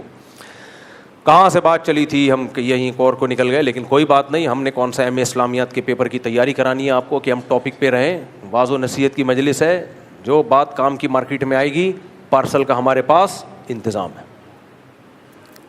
اس لیے بھائی اپنی بچیوں کو بھی سکھایا کرو, بیٹا جب گھر سے رخصت ہو کے جا رہی ہو, ہم سے زیادہ تم پر تمہارے ساس سسر کا حق ہے. یہ سکھایا, ہم نے سکھایا ہے الحمدللہ, ہوائی باتیں نہیں کر رہے. اب تمہاری جنت بھی وہی, جہنم بھی وہی. ہاں نظر رکھو کہ ظلم نہ ہو رہا ہو, بالکل ایسا نہ ہو جاؤ, کیونکہ بعض لوگ اس میں بھی زیادتی کرتے ہیں. بچیاں روتی بھی گھر آتی ہیں تو ایک دم متاثر نہ ہو جایا کرو. بچیوں کی طبیعت میں آج کل ٹھہراؤ نہیں ہوتا, عورت کی طبیعت میں. لیکن نگرانی رکھو کہ یہ نہیں ہوگا کہ ہم ظلم ہونے دیں گے, یہ غلط ہے بھائی. ایسا نہیں ہو سکتا کہ صبح شام بے تحاشا مار پیٹ رہا ہو اور تانے دے دے کے اس کو ڈپریشن کا مریض بنا دیا ہو, یہ نہیں ہوگا. لیکن یہ بھی نہیں ہوگا کہ ذرا ذرا سی باتوں کی بیس پہ ہم اس کو ساس سسر سے بغاوت پہ اکسانا شروع کر دیں. اور دوسری بات یہ, ٹھیک ہے میں بھی اس کا قائل ہوں کہ اس زمانے میں الگ ہی رکھنا چاہیے, لیکن جو بالکل چھوٹی لڑکیوں کی جب شادی ہوتی ہے ان کو الگ رکھنے میں نقصان کا خطرہ بھی بہت زیادہ ہے. آج کل mobile, smart phone, Facebook I D, جب آپ کم عمر لڑکی سے 18-19 سال کی لڑکی کم عمر ہی ہوتی ہے, جب اس سے شادی کر کے الگ رکھو گے اور سارا دن وہ گھر میں اکیلی رہے گی, تو وہ گھرداری سیکھے گی کہاں سے؟ وہ کیسے سیکھے گی کہ سسرال میں کیسے ایڈجسٹ ہونا ہے, میں نے ان کی کیا روایات ہیں, کن چیزوں کو یہ برا مانتے ہیں, کن چیزوں پہ یہ خوش ہوتے ہیں. وہ تو بالکل انڈیویجولزم کی طرف ہم جائیں گے جیسے جا رہے ہیں. تو اٹھا کر پھینک دو باہر گلی میں, نئی تہذیب کے انڈے ہیں گندے. ہم جو اپنے بچوں کو سکھاتے ہیں وہ یہی کہ سسرال کا حق تم پر ہم سے زیادہ ہے, ان کو خوش رکھو. باپ اگر واقعی اپنی بیٹی کے ساتھ وفادار ہوگا نا, تو اپنے سے زیادہ حقوق وہ انہی سسرال ہی کے بتائے گا. اس کو پتہ ہے اس کا فیوچر مستقبل یہاں سے وابستہ ہے. اور اگر چنگیز خان کی اولاد میں ہوگا تو ذرا سی باتوں پہ آئے گا, تیرے سالے کی تیرے سسر کی ایسی کی تیسی کرتا ہوں, تیری ساس نے یہ بول کے کیوں دکھایا, ایسا کیوں کیا, وہ تانے دے گا. اور جب گھر آ کے بیٹھے گی پھر جاب تلاش کرے گا اس کے لیے. اس کو پتہ ہے گھر میں ڈپریشن کی مریض بن رہی ہے, پھر اس کے لیے جاب تلاش کرے گا. پھر جاب کے بعد غیرت پہ بھی سمجھوتے, کیونکہ جب پتہ چلتا ہے طلاق یافتہ لڑکی ہے, آفس میں بھی لوگ پھر غلط نظروں سے دیکھتے ہیں. اس کو اطلاعات ملیں گی, صبر کرے گا, کہے گا ان اللہ مع الصابرین, اللہ کس کے ساتھ ہے, بے غیرتی کو کس سے تعبیر کرے گا, صبر سے. نہیں آ رہی میرا خیال ہے بات. اس لیے میرے بھائی ہم دیسی ہی ٹھیک ہیں. میرے کمنٹس پہ لوگوں نے نیچے تبصرہ کیا ہوتا ہے یہ مولوی پڑھا لکھا ہوتا تو ایسی باتیں نہ کرتا. اللہ کا شکر ہے جس تعلیم نے آپ کو برباد کر دیا وہ والی تعلیم ہمارے پاس نہیں ہے. اللہ کا بہت بڑا فضل ہے, اللہ نے ہم کو دیسی رکھا ہے. ہمارے حضرت مفتی رشید احمد صاحب رحمہ اللہ تعالیٰ فلکیات کے بہت ماہر تھے. تو ایک فلکیات کے یونیورسٹی کے فارغ ایک سائنٹسٹ نکلے, انہوں نے مفتی رشید احمد صاحب ہمارے حضرت کے خلاف پورا رسالہ چھاپ دیا. اس کو نہیں پتا تھا یہ فلکیات کے بہت ماہر ہیں, یہ میری غلطیاں نکال لیں گے. کرو ٹریگنومیٹری ہے نا, پلین ٹریگنومیٹری, کرو ٹریگنومیٹری, یہ سارے حضرت کو بہت اس پہ مہارت تھی. تو اس نے رسالہ چھاپ دیا اور جگہ جگہ مولوی ہونے کا تانا دیا. اس کا کہنا یہ تھا یہ جو مولوی, ہمارے حضرت مسجدوں کے قبلہ بھی رکھتے تھے نا کہ قبلے کی سمت, کیونکہ وہ کیلکولیٹ کر کے بتا دیتے تھے کہ قبلہ اس وقت کہاں ہوگا, یعنی کس علاقے میں کہاں قبلہ ہے. اس نے کہا کہ یہ کیلکولیشن غلط ہے, حالانکہ وہ صحیح تھی حضرت کی کیلکولیشن. اس نے کہا کہ یہ کیلکولیشن ہی غلط ہے, کیونکہ یہ مولوی ہے نا, مولویوں کو سائنس کے کیا پتا, سائنس اور مولوی ایک دوسرے کے متضاد. پھر جو مولویوں کی اس نے پگڑیاں اچھالی ہیں اپنی تحریر میں, یہ مولوی ایسے اور یہ مولوی ایسے, لوگوں کو غلط سمت میں نمازیں پڑھا رہے ہیں, ان کو تو کیلکولیشن کا نہیں پتا. پھر حضرت نے اس کی غلطیاں نکالی. وہ سائنٹسٹ جو تھا نا, کہ حضرت نے فرمایا کہ اس بیچارے کو کرو ٹریگنومیٹری اور پلین ٹریگنومیٹری کا فرق معلوم نہیں ہے. دیسی لوگ ایسے ہی ہوتے ہیں, عام آدمی سمجھ رہا ہوتا ہے کہ بہت بڑا سائنٹسٹ ہے.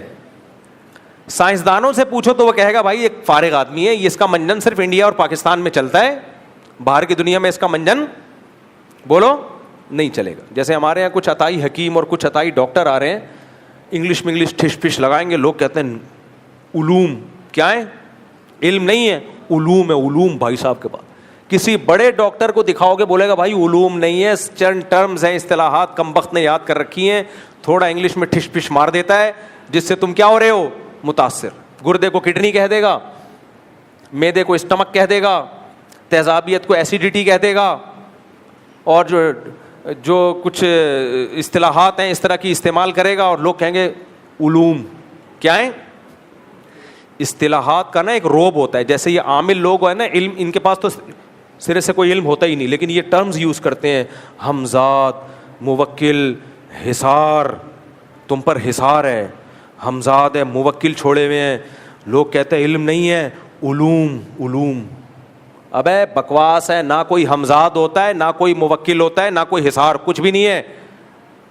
سر ڈرامے بازی ہے, اس کو خود اس کا نہیں پتا ہوگا کیا ہوتا ہے یہ. جب آپ آ رہے ہوگے نا, عامل آپ کے ماتھے کے اوپر دیکھے گا, پھر یوں کر لے گا بھرم میں لانے کے لیے, اور پھر آپ کو یہ شو کرے گا میں نے آپ کے حمزاد سے بات کر رہا تھا. میں اس وقت رکھ کے چمیٹ لگایا کرو ان کا مختوں کو, بے وقوفوں کو, پاگل کے بچے. تو علوم علوم سمجھ رہے ہو. تو ایسا ہی عطائی ڈاکٹر جو ہوتا ہے نا, یوٹیوب پہ آ کے پھینک رہا ہوگا لمبی لمبی, تو لوگ کیونکہ ہمیں میڈیکل سائنس کا پتہ نہیں, ہم کہتے ہیں یہ عام ڈاکٹر تو پاگل کے بچے کہیں سے, یہ ہیں علوم. یہ کیا ہے, یہ ہے علوم. اس لیے میں اتنا بھگتا ہوا ہوں, اب میں جب بھی کسی کوئی بیماری ہو نا, ڈائریکٹ اس کے اسپیشلسٹ کے پاس جاؤ, میرا یہ طرزیہ ہے.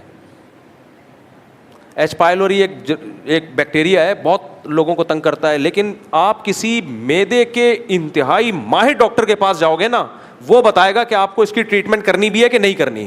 عام ڈاکٹر کے پاس جاؤ گے, لکھ کے دے دے گا 17 دن کی دوا, بیڑا غرق کر دو گے اپنا میڈیسن کھا کھا کے. آپ وہ اتنا ڈرائے گا, ایچ پائلوری یہ بیکٹیریا یوں کرتا ہے معدے میں, یہ پھر کینسر تک لے جاتا ہے. اور ہیں بھی رپورٹیں بھی, گوگل پہ سرچ کرو گے واقعی ہوگا. لیکن آپ کسی جگر اور معدے کے اسپیشلسٹ کے پاس جاؤ گے جو تجربے کار ہو, بوڑھا ہو, نیا نیا نہ بناؤ, وہ کہے گا بھائی صاحب کیا ہو گیا رہا ہے تمہیں, کھانا پراٹھے تو ہضم کر رہے ہو کافی ہے, اور بیکٹیریا مار کے 6 پراٹھے کھانے ہیں کیا تم نے. خیر یہ میرا ٹاپک نہیں ہے, لیکن میں صرف اتنا بتانا چاہ رہا ہوں کہ ہمیشہ کسی بھی فیلڈ میں نا اس کے ایکسپرٹ کے پاس جایا کرو. خیر جلدی سے بات کو سمیٹ کے ختم کرتا ہوں, وقت بہت زیادہ ہو گیا. تو اسی طرح یہ جو علوم کی بات لگائی ہوئی ہوتی ہے, بات کہاں سے آ گئی تھی, یہ اسکالرس کی بات کر رہا تھا نا میں, یہ بات کہاں سے آئی یار, میں عاملوں پہ کیسے آیا, ہاں وہ مولانا کی بات کر رہا تھا. تو اس سائنٹسٹ نے ہمارے حضرت کے خلاف ایک رسالہ لکھا, اور اس نے لکھا کہ ان کو فلکیات کا کیا پتہ, یہ مولوی مدرسوں سے چٹائیوں پہ بیٹھ کے پڑھنے والے ملا کر کے نا توہین کی. حضرت نے جو دلائل کے دنیا میں اس کی دھجیاں اڑائی نا, دھجیاں اڑائیں. پھر حضرت نے آخر میں لکھا, اے اللہ تیرا بہت بڑا فضل ہے کہ تو نے مجھے ملا بنایا, اے اللہ مجھے ملاؤں میں ہی رکھنا, ملاؤں میں ہی موت دینا. اور اللہ کا شکر ہے ملاؤں میں ہی حضرت کی کا جنازہ سارے مولوی تھے جنازہ اٹھانے والے تھے. تو یہ جو دیسی لبرل طبقہ یونیورسٹیوں میں آج کل بڑے انگلش ٹھش پش, انگلش آنا بہت ضروری ہے, میں انگلش کا منکر نہیں ہوں. آج ہی اپنے بچے کو نصیحت کر رہا تھا میں, پوچھ لیں بیٹھا ہوا ہے بیان میں, کہ انگلش اور عربی لازمی سیکھنی ہے لینگویج. لیکن یہ کمبخت 2-4 انگلش کے الفاظ کیا آ جائیں ان لوگوں کو, یہ سمجھتے ہیں ہمارے پاس کیا آ گئے, علوم کے سمندر آ گئے ہمارے پاس, علوم. تو اللہ کا بڑا فضل ہے, اللہ نے ہمیں دیسی رکھا ہے. ہم خوش کس وجہ سے ہیں, دیسی ہونے کی وجہ سے, سمجھ رہے ہو. ہم کہتے ہیں شادی بھی جلدی کرو, بچے بھی دنادن پیدا کرو, ایسی کی ہمارا ٹریڈ مارک ہے یہ. اور یہ دیسی لبرل کی ایسی کی بولو تیسے جاؤ, ہم دیسی ٹھیک ہے بھائی, ہم دیسی ٹھیک. انڈا بھی دیسی کھاؤ اگر اللہ نے گنجائش دی ہے, سمجھ رہے ہو. اچھا یہ بھی ایک آخری بات یار, جب کیا کریں ہم تھوڑا سا 2 منٹ لے لوں, اتنے دنوں بعد سفر بھی تو ہو رہا ہے. دیکھو یہ جو مشینوں پہ لوگ جم کرتے ہیں نا, یوں دوڑتے ہیں, یہ بھی مجھے لیڈیز پن لگتا ہے. جاگنگ کیا کرو, گراؤنڈ میں جا کے بھاگا کرو, یہ لیڈیز کے لیے. مشین گھر میں رکھ دی, آج کل لوگ کہتے ہیں, ڈاکٹر کہتے ہیں ایکچولی فزیکل ایکٹیویٹی بہت ضروری ہے, تو فزیکل ایکٹیویٹی میں گھر میں مشین لا کے رکھیں گے, اس پہ بھاگیں گے. ابے باہر جا کے دوڑو میدان میں, جو نیچرل ہے دوڑو. یہ کام لیڈیز کے لیے چھوڑ دو, آپ آدمی کے بچے بنو, کہاں جاؤ. تو یہ نہیں, یہ بھی غلط ہے.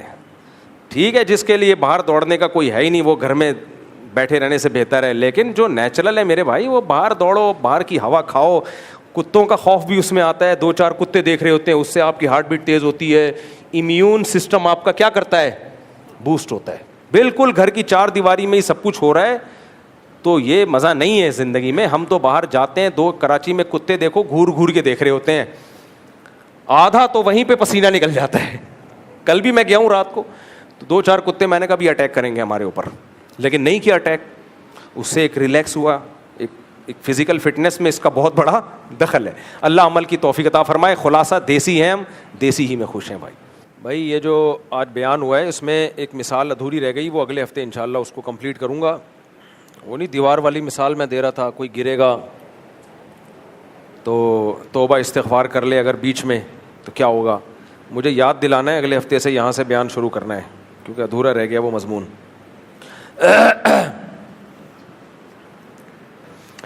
دیکھیں یہ سوال ان کا خلاصہ یہ ہے کہ مدرسے والے فیس لیتے ہیں, بھاری بھرکم فیسیں لے رہے ہیں بہت سے مدرسے, جبکہ بہت سے فری میں پڑھا رہے ہیں اور زیادہ اچھی تعلیم دے رہے ہیں, بڑے صاف ستھرے ماحول میں, حالانکہ وہ فیس بھی نہیں لے رہے. دوسری بات یہ, پھر فیس جو لیتے ہیں وہ بھاری بھرکم فیسیں لیتے ہیں, تو کتنی فیس لینا جائز ہے.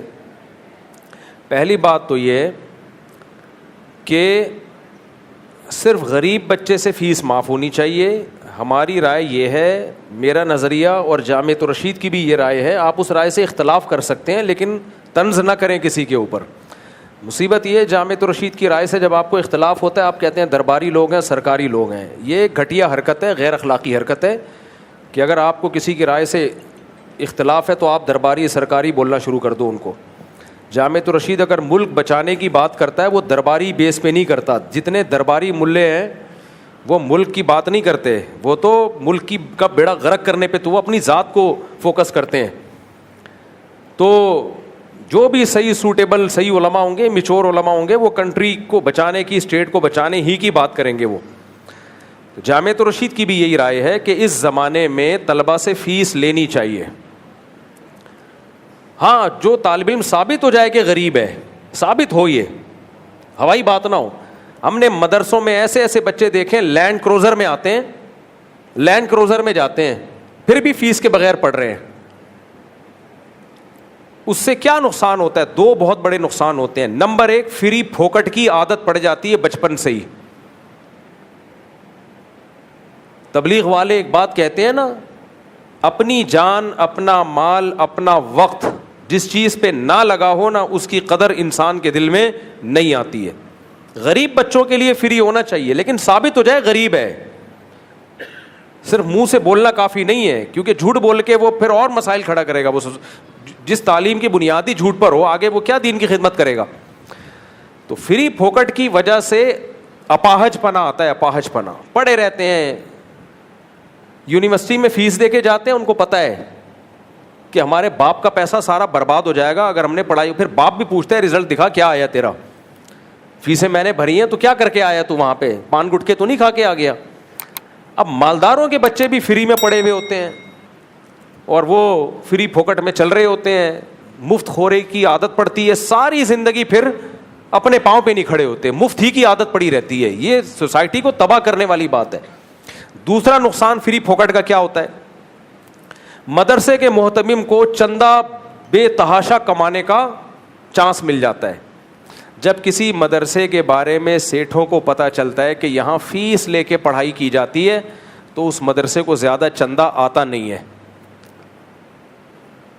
تو چندہ گیری کا سیٹ اپ بھی کیا ہو جاتا ہے, ختم. تو محتمم کے جو مزے تھے نا, جس چندے سے اس نے 4 شادیاں کرنی تھیں, جس چندے کے پیسوں سے اس نے لینڈ کروزر خریدنی تھی, فری پھوکٹ کے بچوں کے منہ دکھا دکھا کے, یتیموں والے منہ, حالانکہ مالدار بچے ہوتے ہیں لیکن فری کی وجہ سے وہ بھی یتیم لگ رہے ہوتے ہیں کہ میرے پاس 2000 طلبہ فری میں پڑھتے ہیں, تو وہ جو اس کے کھانچے تھے وہ سارے کیا ہو جاتے ہیں, بند. میں نہیں کہہ رہا سارے مدارس کے ناظم غلط ہوتے ہیں, بہت سے مدرسے فری میں پڑھا رہے ہیں اور ان کے محتمم 1 نمبر ہیں, 1 روپے بھی دائیں بائیں نہیں کرتے, لیکن جو 2 نمبری کر رہے ہیں ان کو موقع تو مل گیا نا اس نظام کی وجہ سے, لہذا وہ کبھی بھی اس پہ ایگری نہیں ہوں گے کہ ہم فیس لے کے پڑھائیں, کیونکہ جہاں فیس لی سیٹھ لوگ آتے ہیں وہ کہتے ہیں یار آپ کے ہاں تو 50 بچے فری میں پڑھ رہے ہیں اور 100 بچے فیس دے کے پڑھ رہے ہیں, تو 50 جو فری میں ہیں ان کا پھر تھوڑا چندہ آئے گا نا, زیادہ تھوڑی آئے گا.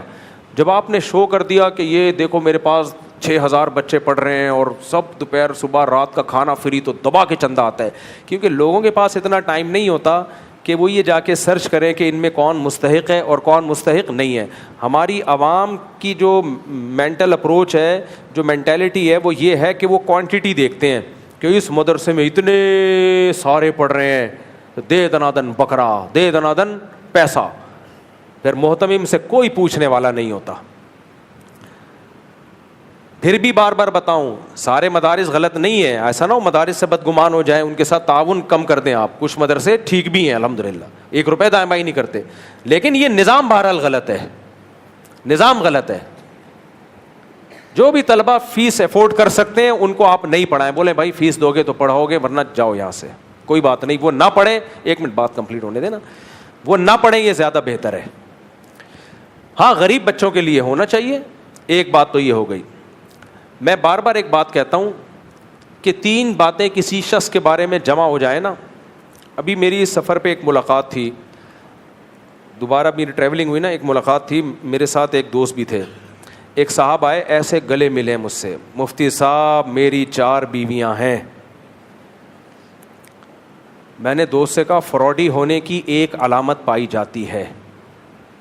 آپ کہو گے میں تو 4 شادیوں کو پروموٹ کرتا ہوں, لیکن ایک آدمی مجھے تعارف کروا رہے کہ میری 4 بیویاں ہیں, اور میں کیا کہہ رہا ہوں, میں نہیں کہہ رہا فراڈی ہے.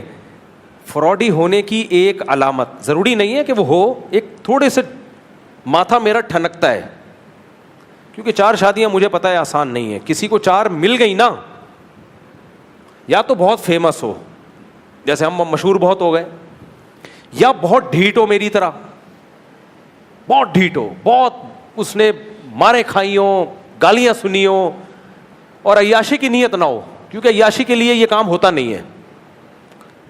بہت مارے کھائی ہو, ویژنری آدمی ہو, یا اس کے پاس اپنا پیسہ بہت ہو, تو سورس آف انکم یا تو بزنس ہوگا, یا ابا سے وراثت میں ملا ہوگا, یا کوئی بھی ویلڈ ریزن ہو نا, اس کی کوئی بھی ویلڈ پوائنٹ ہو نا, ورنہ کیوں دے گا بھائی, کوئی دوسری نہیں ملتی, تیسری پہ کیوں دے گا, چوتھی پہ کیوں دے گا. یا کوئی بہت بڑا سیٹ ہو. تو اس لیے جب کوئی اپنا تعارف کرواتا ہے میری 4 بیویاں ہیں, ایک دم میرا ماتھا ٹھنکتا ہے کہ کہیں فراڈی تو نہیں ہے یہ. لیکن میں اس پہ فراڈی ہونے کا فتویٰ نہیں لگاتا, بھائی ہو سکتا ہے نیک آدمی ہو, کر لیو. لیکن دوسری علامت پھر میں اس سے پوچھتا ہوں, آپ کسی مدرسے کے محتمم تو نہیں ہیں؟ وہ کہتے ہیں ہاں ہوں.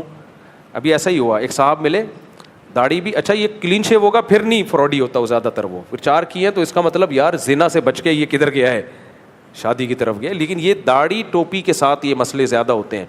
داڑھی ٹوپی والے برے نہیں ہوتے, خوب سمجھ لو, برے لوگ بھی داڑیاں رکھ لیتے ہیں لوگوں کو بیوقوف بنانے کے لیے. تو ابھی ایسا ہی ہوا, سفر میں ایک صاحب آئے, 4 شادیاں, میری داڑھی بھی تھی, ان کی پگڑی وگڑی ٹوپی شوپی بھی. میں خوش نہیں ہوا, میں نے کہا اوپر سے نا پھیکی پھیکی مسکراہٹ, السلام علیکم, بڑی خوشی ہوئی آپ سے مل کے. میں نے ساتھی کو کونی ماری, میں نے کہا ایک علامت تو پائی گئی ہے. دوسری میں نے کہا پوچھتا ہوں, میں نے کہا دیکھنا یہ مدرسے کا محتمم بھی ہوگا. میں نے کہا آپ ماشاءاللہ مدرسہ چلاتے ہیں؟ کہتے ہیں ہاں. میں نے کہا دوسری علامت, میں نے کہا فراڈی, میں دیکھو مدرسے کے محتمم کو فراڈی نہیں کہہ رہا خدا نخواستہ, ہمارا بھی مدرسہ ہے بھائی, دارالعلوم کرنگی بھی مدرسہ ہے, بنوری ٹاؤن بھی مدرسہ ہے, تو بڑے بڑے ہیرے یہاں سے نکلے. ہم اپنے اکابر کے ادارہ ان درس گاہوں کو کیسے فراڈی کہہ سکتے ہیں؟ لیکن مدرسے فراڈی نہیں ہوتے, محتمم فراڈی نہیں ہوتے, لیکن فراڈی لوگ بھی مدرسوں کے محتمم بن جاتے ہیں پیسہ کمانے کے لیے. یہ پیسہ کمانے کا پاکستان میں سب سے آسان عزت والا طریقہ ہے, جس پہ آپ چوری بھی دبا کے کرو, لوگوں کی پینٹیں بھی خالی کر دو اور کوئی الزام نہ لگے آپ کے اوپر. سب سے حرام خوری کا سب سے آسان راستہ ہے, بہترین راستہ. تو دوسرا جب اس نے کہا نا مدرسے کا محتمم بھی ہوں, میں نے کہا میں نہیں کہہ رہا کہ فراڈی ہے, لیکن ایک کلک کیا اس نے, امکان اب پہلے 30% تھا, اب 33% تھا, اب 66.6% چانس ہے کہ یہ 2 نمبر ہو. یقین نہیں ہے, بدگمان نہیں ہونا چاہیے, لیکن 2 علامتیں فراڈی ہونے کی پائی گئی ہیں. 4 شادیاں بھی مدرسے کے محتمم بھی, لیکن ضروری نہیں ہے بھائی, بہت سے مدرسے کے محتمم 4 شادیاں محتمم بھی ہیں, نیک لوگ ہیں, آپ کسی سے بدگمان نہ ہو. لیکن میں نے کہا ماتھا میرا ٹھنک گیا ہے, میں نے کہا تیسرا دیکھنا عامل بھی ہوگا یہ. میں نے پھر پوچھا, میں نے کہا آپ روحانی علاج بھی کرتے ہی ہوں گے نا؟ کہتے ہیں ہاں. میں نے کہا کنفرم جہنمی. میں نے کہا اس حرام خور نے لڑکیوں کو پٹایا ہے, بغیرت آدمی نے. میں نے ساتھیوں سے کہا اب میں اس سے اس کے بزنس کے بارے میں پوچھوں گا تو آپ دیکھنا کئی سارے بزنس نکلیں گے اس کے. جس انسان کا بچہ تمیز سے کماتا ہے نا, اس کا ایک بزنس ہوتا ہے, سمجھ رہے ہیں نا؟ جو تمیز سے کماتا ہے اس کا اکثر و بیشتر ایک بزنس ہوتا ہے, اور وہ اس کو بتا سکتا ہے یہ میرا بزنس ہے, یہ میری ورک شاپ ہے, یہ میری دکان ہے, یہ میری جو بھی ہے. اس کے میں نے کہا بہت سارے بزنس نکلیں گے, دیکھنا آپ. میں نے پوچھا آپ کا ماشاءاللہ اتنی بیویاں, آپ کماتے کیا ہیں, بزنس کیا ہے؟ کہتے ہیں میں الحمدللہ یہ بھی کرتا ہوں, وہ بھی کرتا ہوں, فلانا بھی کرتا ہوں, ڈمکانا بھی. مطلب کچھ بھی نہیں کرتا, تو باتیں پھینکتا ہے, منہ کے فائر کرتا ہے. جو بہت کچھ کر رہا ہے سمجھ لو وہ منہ سے کیا کر رہا ہے, فائرنگ. میں نے کہا اس کمبخت کے پاس جن چڑیل بھوت بھگانے کے نام پہ لوگوں سے ہدیے لیتا ہے, نذرانے لیتا ہے, پیسے لیتا ہے, حرام خور, اور مدرسے کے یتیم بچوں کو بھی کیش کراتا ہوگا. میرے پاس اتنے بچے پڑھ رہے ہیں, انہیں رکھا ہوا کیسے ہوگا یہ تو کوئی جا کے دیکھے نا. جب کوئی سیٹ دورے پہ آتا ہے تو بڑا اچھا بھی رکھ دیتے ہیں, دیکھو کتنا اچھا کھا رہے ہیں. جب وہ سیٹ چلا جاتا ہے نا تو سڑے ہوئے گوشت کھلا رہے ہوتے ہیں بچوں کو, یہ 3 دن پرانے, بقرعید کے اب تک چل رہے ہوں گے ان کے فریجوں میں, دیکھنا آپ. بھائی ہم جس کی فیلڈ ہوتی ہے نا وہ اس کی وہ سمجھتا ہے. ہم چونکہ مولوی ہیں, ہمیں 1 نمبر مولویوں کا بھی پتہ ہے, 2 نمبروں کا بھی ہمیں پتہ ہے. تو میں نے کہا یہ کنفرم کیا ہے, 2 نمبر. میں نے کہا اس کو رشتے بھی کیسے ملے؟ میں نے کہا ہم تو اتنے مشہور ہونے کے بعد بھی دھکے کھا کے اب جا کے چوتھی ہوئی ہے ہماری یار. وہ بھی نہیں ہوتی تو اب تو ریٹائر ہونے والے تھے ہم. ان کو پتہ نہیں کیسے ٹھک کر کے مل رہی ہوتی ہیں یار. تو میں نے کہا یہ ان کو رشتے کیسے ملتے ہیں میں آپ کو بتاؤں, خوب سمجھ لو. خواتین آتی ہیں, کچھ اپنے شوہروں سے پریشان ہوتی ہیں, کچھ ساس سے پریشان ہوتی ہیں, یہ ان کو چکنی چپڑی باتوں سے اپنی طرف کھینچتے ہیں. عورت محبت کی محتاج ہوتی ہے, کوئی بھی نرم اس میں بات کرے گا ادھر آ جاتی ہے. پھر یہ مسمرزم کے ماسٹر ہوتے ہیں, دماغ کو کیپچر کرنا جانتے ہیں. یہ مسمرزم یہ عملیات کر کے نا کیپچر کرتے ہیں. اتنے گھر ان کم بختوں نے طلاقیں دلوا کے خوبصورت عورتوں سے شادیاں کرتے ہیں نا یہ بغیرت عامل لوگ. تو ان کے کیا بولوں میں, ان کے بہت اسکینڈل بنے ہوئے ہوتے ہیں, عاملوں کے بہت اسکینڈل ہوتے ہیں ان کے. لیکن روحانیت کا ایسا لبادہ اڑا ہوا ہوتا ہے, مرید عقیدت میں اپنے شیخ صاحب کو کچھ بھی نہیں کہتے, کہتے ہیں حضرت جی ہیں بھائی, علوم. ہماری سوچ جہاں ختم ہوتی ہے حضرت کے علوم, حضرت کا پجامہ وہاں سے شروع ہوتا ہے. یعنی حضرت کا پجامہ تو ایک توہین آمیز چیز ہے نا, حضرت کے پجامے سے بھی عقیدت. تو میں نے کہا یہ آدمی جو آتا ہی ایک دم یہی. اچھا ان کی ایک بڑی علامت پتہ ہے کیا ہوتی ہے, یہ تو 3 بڑی بڑی علامتیں ہیں. ایک علامت جو پھر مزید اس کو اور پختہ کر دیتی ہے, پھر یہ مجھے آ کے کہتے ہیں اس پورے ملک میں مفتی صاحب مجھ سے زیادہ آپ سے محبت کرنے والا کوئی نہیں ہے. کیونکہ ان کو پتہ ہوتا ہے کہ میں عاملوں کے بہت خلاف ہوں, تو پھر یہ سب سے پہلے مجھے رام کرنے کی کوشش کرتے ہیں تاکہ اس ملک میں آپ عاملوں پہ ہاتھ کیسا رکھیں, ہلکا. کیوں ساری عقیدت تجھی پہ مر گئی ہے, پورے ملک میں تو اکیلا پیدا ہوا ہے جو ہم سے عقیدت, ہمارے کیا سرخاب کے پر لگے ہوئے ہیں. یہ بولو بھائی مجھے آپ سے بہت محبت ہے, اچھی بات ہے, کچھ لوگوں کو نفرت ہوتی ہے, کچھ کو تو ہی اکیلا پورے ملک میں مر رہا ہے میرے اوپر. تو یہ ہمیں ہمارے سامنے منجن مت بیچا کرو. تو میرے سامنے جب کوئی بتایا کرے نا میری 4 بیویاں ہیں, مجھے خوشی ہوتی ہے, میں تو ترغیب چلا رہا ہوں. آگے پھر یہ نہ بولا کرے, یہ بھی بولتے میں مدرسے کا محتمم ہوں, اچھی بات ہے, مدرسہ چلا رہا ہے, تیسری بات نہ بولا کرے بس. کیونکہ اگر صرف 2 باتیں بولے گا تو میں اچھا گمان رکھ لوں گا, یار نیک آدمی بھی ہو سکتا ہے, 4 بیویاں بھی ہو سکتی ہیں, اور اپنا بزنس بھی ہو سکتا ہے, کوئی ہو سکتا ہے مدرسے کا محتمم بھی ہو. بزنس بعض لوگ ایسے ہیں اپنا بزنس بھی دبا کے اچھا کر رہے ہیں حلال, اور ساتھ میں مدرسہ بھی چلا رہے ہیں, اور مدرسے کے ساتھ خود تعاون بھی کر رہے ہیں. ایسے لوگ بھی ہیں, نیک لوگ, خود اپنے مدرسے کو بھی ڈونیشن دیتے ہیں وہ. لیکن ماسا ٹھنک جاتا ہے. لیکن جب تیسری دفعہ کہہ دینا روحانی عامل, تو سمجھ لو دوسروں کی بیویاں پٹا پٹا کے کمبخت نے شادیاں کی ہیں, پٹا پٹا کے. ایسا گھروں میں گھستے ہیں نا, یہ تمہاری بہن بیٹیوں پہ قبضہ کرتے ہیں یہ جا کے. اس لیے ان کو کمبختوں کو. ابھی ایک صاحب, ایک لڑکا اتنا پریشان, کہہ رہے ایک عامل آتے ہیں ہمارے گھر میں, میرے ابا کو ایسا کیپچر کیا ہوا ہے, میری ساری گھر کی عورتیں ان کی دیوانی بنی ہوئی ہیں, اور وہ اوٹ پٹانگ پیسہ بھی چھاپ رہا ہے. مجھے بھی بیوقوف بنایا اس نے, آپ اندازہ لگاؤ مجھے کیسے بیوقوف بنایا. آیا مجھے کہنے لگا میں فلاں جامعہ فاروقیہ کا مفتی ہوں. جامعہ فاروقیہ کتنا بڑا ادارہ ہے, بعد میں پتہ چلا جھوٹ بول رہا تھا, کوئی جامعہ فاروقیہ کا مفتی نہیں ہے.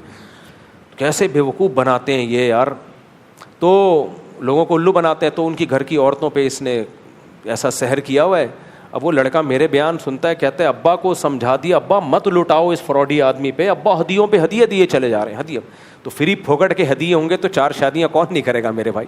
میں نے ہدیوں پہ 4 شادیاں نہیں کی ہیں, یہ بتا دوں میں آپ کو, میں نے ہدیوں پہ 4 شادیاں نہیں کی ہیں.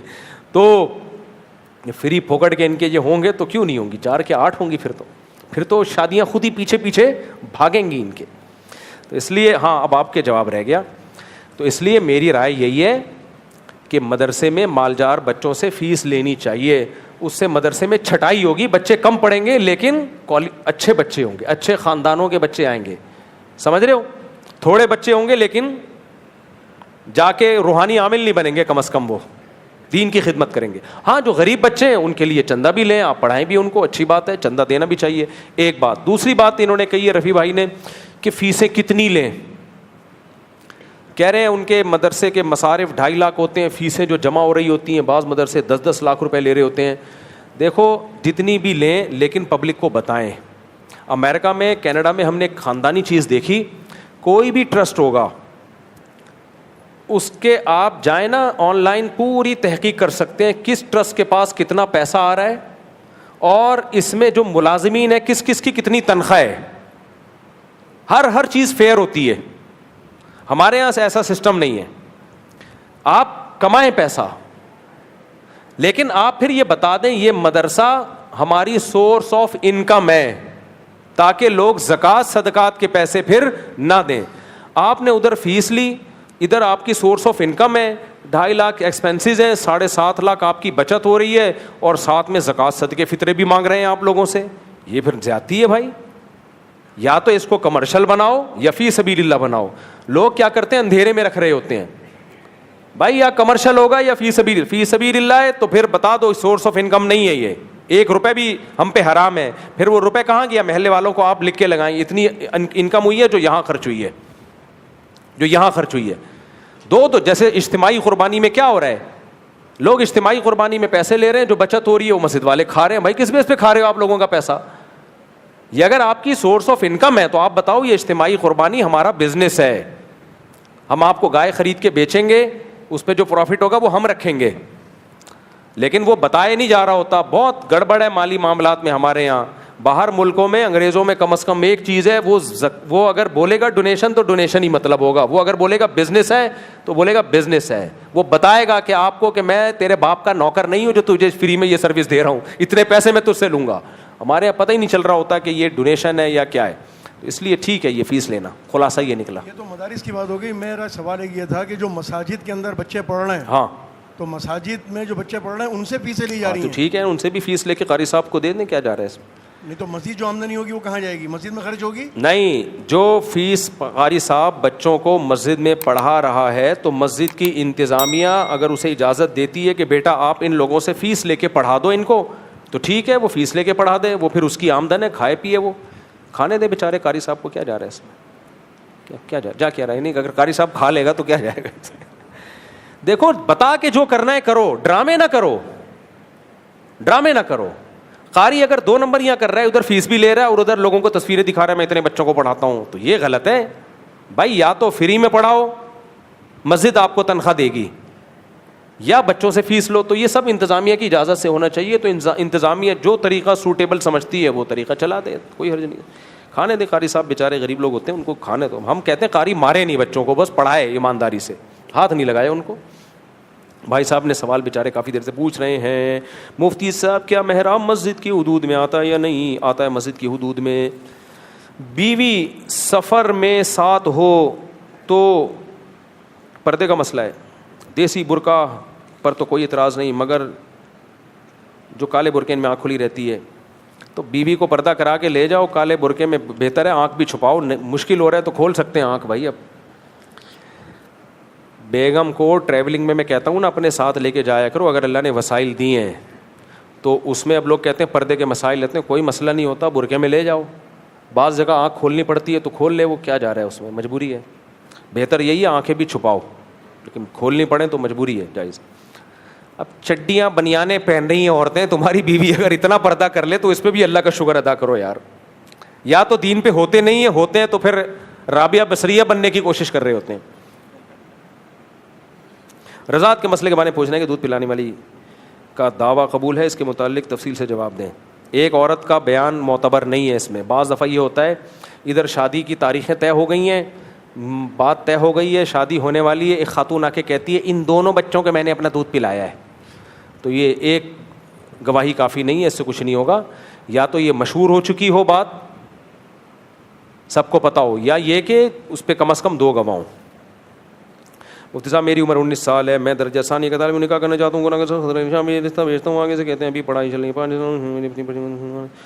یہ کہتے ہیں جہاں بھی رشتہ بھیجتا ہوں لڑکی والے رشتہ قبول نہیں کرتے کیونکہ میں پڑھ رہا ہوں, کہتے ہیں کماتے نہیں ہوں. تو ٹھیک ہے, وہ نہ قبول کریں, ان کو لیے جائز ہے. تو شریعت نے کہا ہے کہ وَلْيَسْتَعْفِفِ الَّذِينَ لَا يَجِدُونَ نِكَاحًا, جن کو رشتہ ہی نہیں مل رہا وہ عفت اور پاک دامنی سے زندگی گزاریں, اللہ ان کا رشتہ دلا دے گا, گناہ کی طرف نہ جائیں. تو اللہ نے مرد کو صبر کرنے کا حکم دیا ہے. اگر کوئی رشتہ نہیں دے رہا, لڑکی والے تھوڑی دیں گے بلا وجہ آپ کو دے دیں, وہ کہیں گے کمبخت تو پڑھائی کر رہا ہے تو کھلائے گا کہاں سے تو ان کے لیے عذر ہے, یہ بالکل معقول ریزن ہے. آپ ٹرائی مارتے رہو اور ساتھ ساتھ جاب بھی کرو. ہم لوگ اپاہج پیدا کر رہے ہیں, صحیح بتا دوں, باہر ملکوں میں انہی پاکستانیوں کو, انہی انڈین کو دیکھتا ہوں میں, صبح یونیورسٹی میں پڑھ رہے ہیں, شام کو جاب کر رہے ہیں, اپنا بھی پیٹ پال رہے ہیں اور گھر میں بھی پیسے بھیج رہے ہیں کمبخت. یہاں پتہ نہیں کیا ہو جاتا ہے ان کو. تو پڑھائی کے ساتھ ساتھ کوئی چھوٹا موٹا بزنس شروع کرو یار, ریڑھی لگا لو, ٹماٹر بیچ لو. اس نیت سے نہیں کہ ساری زندگی ٹماٹر بیچنے ہیں, اس نیت سے کہ سیونگ کر کر کے پھر میں نے سبزی منڈی میں اپنا ایک بڑی دکان خریدنی ہے, تو ہو جائے گا انشاءاللہ. اور اگر شرم آ رہی ہے ٹماٹر بیچتے ہوئے کیونکہ پھر خطرہ ہے کہ جو رشتہ تھوڑا سا چانس تھا وہ بھی نہیں ملے گا, تو اسٹائل میں ٹماٹر بیچو. اسٹائل میں ٹماٹر کو ٹومیٹو بولو, بولے ہمارے یہاں ٹماٹر بکتے ہی نہیں ہیں, ہم ٹومیٹو کا بزنس کر رہے ہیں. اور ریڈی مت لگاؤ, آن لائن بیچو. آن لائن بہت سارے ایسے طریقے اس زمانے میں ایجاد ہو گئے ہیں جس سے عزت بھی رہے گی اور ٹماٹر بھی دے دنا دن بکے گا آپ کا. صحیح میرے بھائی, مصافحہ ایک ہاتھ سے سنت ہے, 2 ہاتھ سے سنت ہے. بخاری شریف میں ہے کہ آپ صلی اللہ علیہ وسلم 2 ہاتھ سے مصافحہ فرماتے تھے. ایک بخاری میں ید کا تذکرہ ہے, ید ہاتھ کو کہتے ہیں. تو اب اہل حدیث لوگ بولتے ہیں دیکھو ہاتھ ہے, ہاتھوں تو نہیں ہے. ہم کہتے ہیں ید اس میں جنس ہے, جو پارٹ بھی ہمارے 2 ہیں نا, تو قرآن میں ان کو اس میں جنس سے تعبیر کیا گیا ہے. ان السمع والبصر والفؤاد کل اولئک کان عنہ مسئولا. آنکھ سے قیامت کے دن سوال ہوگا, کان سے سوال ہوگا. ایک آنکھ سے تھوڑی ہوگا, 2 آنکھوں سے ہوگا نا. تو ایسے ہی بخاری میں جو ید کا تذکرہ ہے وہ احتراز ہے ید کے علاوہ جسم کے اعضاء سے, تو اس سے دونوں ہاتھ ہی مراد ہیں. تو باقی جائز ایک ہاتھ سے مصافحہ بھی ہے, ادب کا تقاضا ہے کہ دعا سے کیا جائے. ویسے بھی نبی نے اگر ایک ہاتھ ملایا ہوگا تو کیا صحابی سے امکان ہے کہ وہ بھی ایک ہاتھ بڑھائیں؟ صحابہ تو نبی کی باڈی سے اپنی باڈی کو ٹچ کرنا ایک بہت بڑی سعادت برکت سمجھتے تھے. ادب کا تقاضا یہی ہے کہ 2 ہاتھوں سے مصافحہ کیا جائے, یہ سنت کے زیادہ قریب ہے. جائز ایک ہاتھ سے بھی ہے. ایک مولوی صاحب نے فتویٰ دیا ایک ہاتھ سے جائز نہیں, اس میں اہل حدیث کی مشابہت ہے. تو یہ بہت غلو ہے, اہل حدیث کو غیر مسلم نہیں قرار دیا جاتا کہ ان کی مشابہت ہی حرام ہو جائے. تو یہ ایکسٹریم لیول پہ پہنچی ہوئی بات ہے. کسی سے اختلاف اعتدال سے ہوتا نہیں نا. ہمارے یہاں مسئلہ مارکیٹ میں یہ چل رہا ہے, اعتدال مارکیٹ سے کیا چل رہا ہے؟ شارٹ چل رہا ہے. میں اور میرے دوست انہوں نے کیا لکھا میرے بھائی کرنے کے 26 سال تک محنت کرو پھر آرام ہی آرام ہے, 2-3 دن سوتے. ایک دوست ہیں کہتے ہیں 26 سال تک دن رات ایک کر دو, نہ نیند کی فکر نہ نماز نہ کچھ بھی. 26 سال میں جب پیسہ آنا شروع ہو جائے گا پھر سب کچھ کر لیں گے. یہ سوال کا خلاصہ ہے. یہ احمق اور بے وقوفوں کا کام ہے کہ پہلے یہ پھر وہ. یہ ایسا ہی ہے جیسے بچے کہتے ہیں نا ابھی کھیل کود لو, 1 تاریخ سے اسٹڈی ہم انشاءاللہ شروع کریں گے.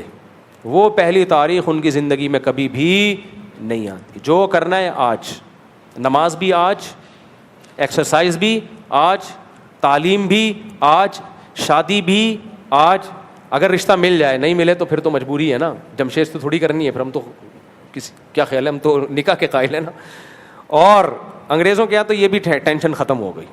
خیر, تو جو کام آج ہوگا سب کچھ ایک ساتھ ہی کرنا ہے.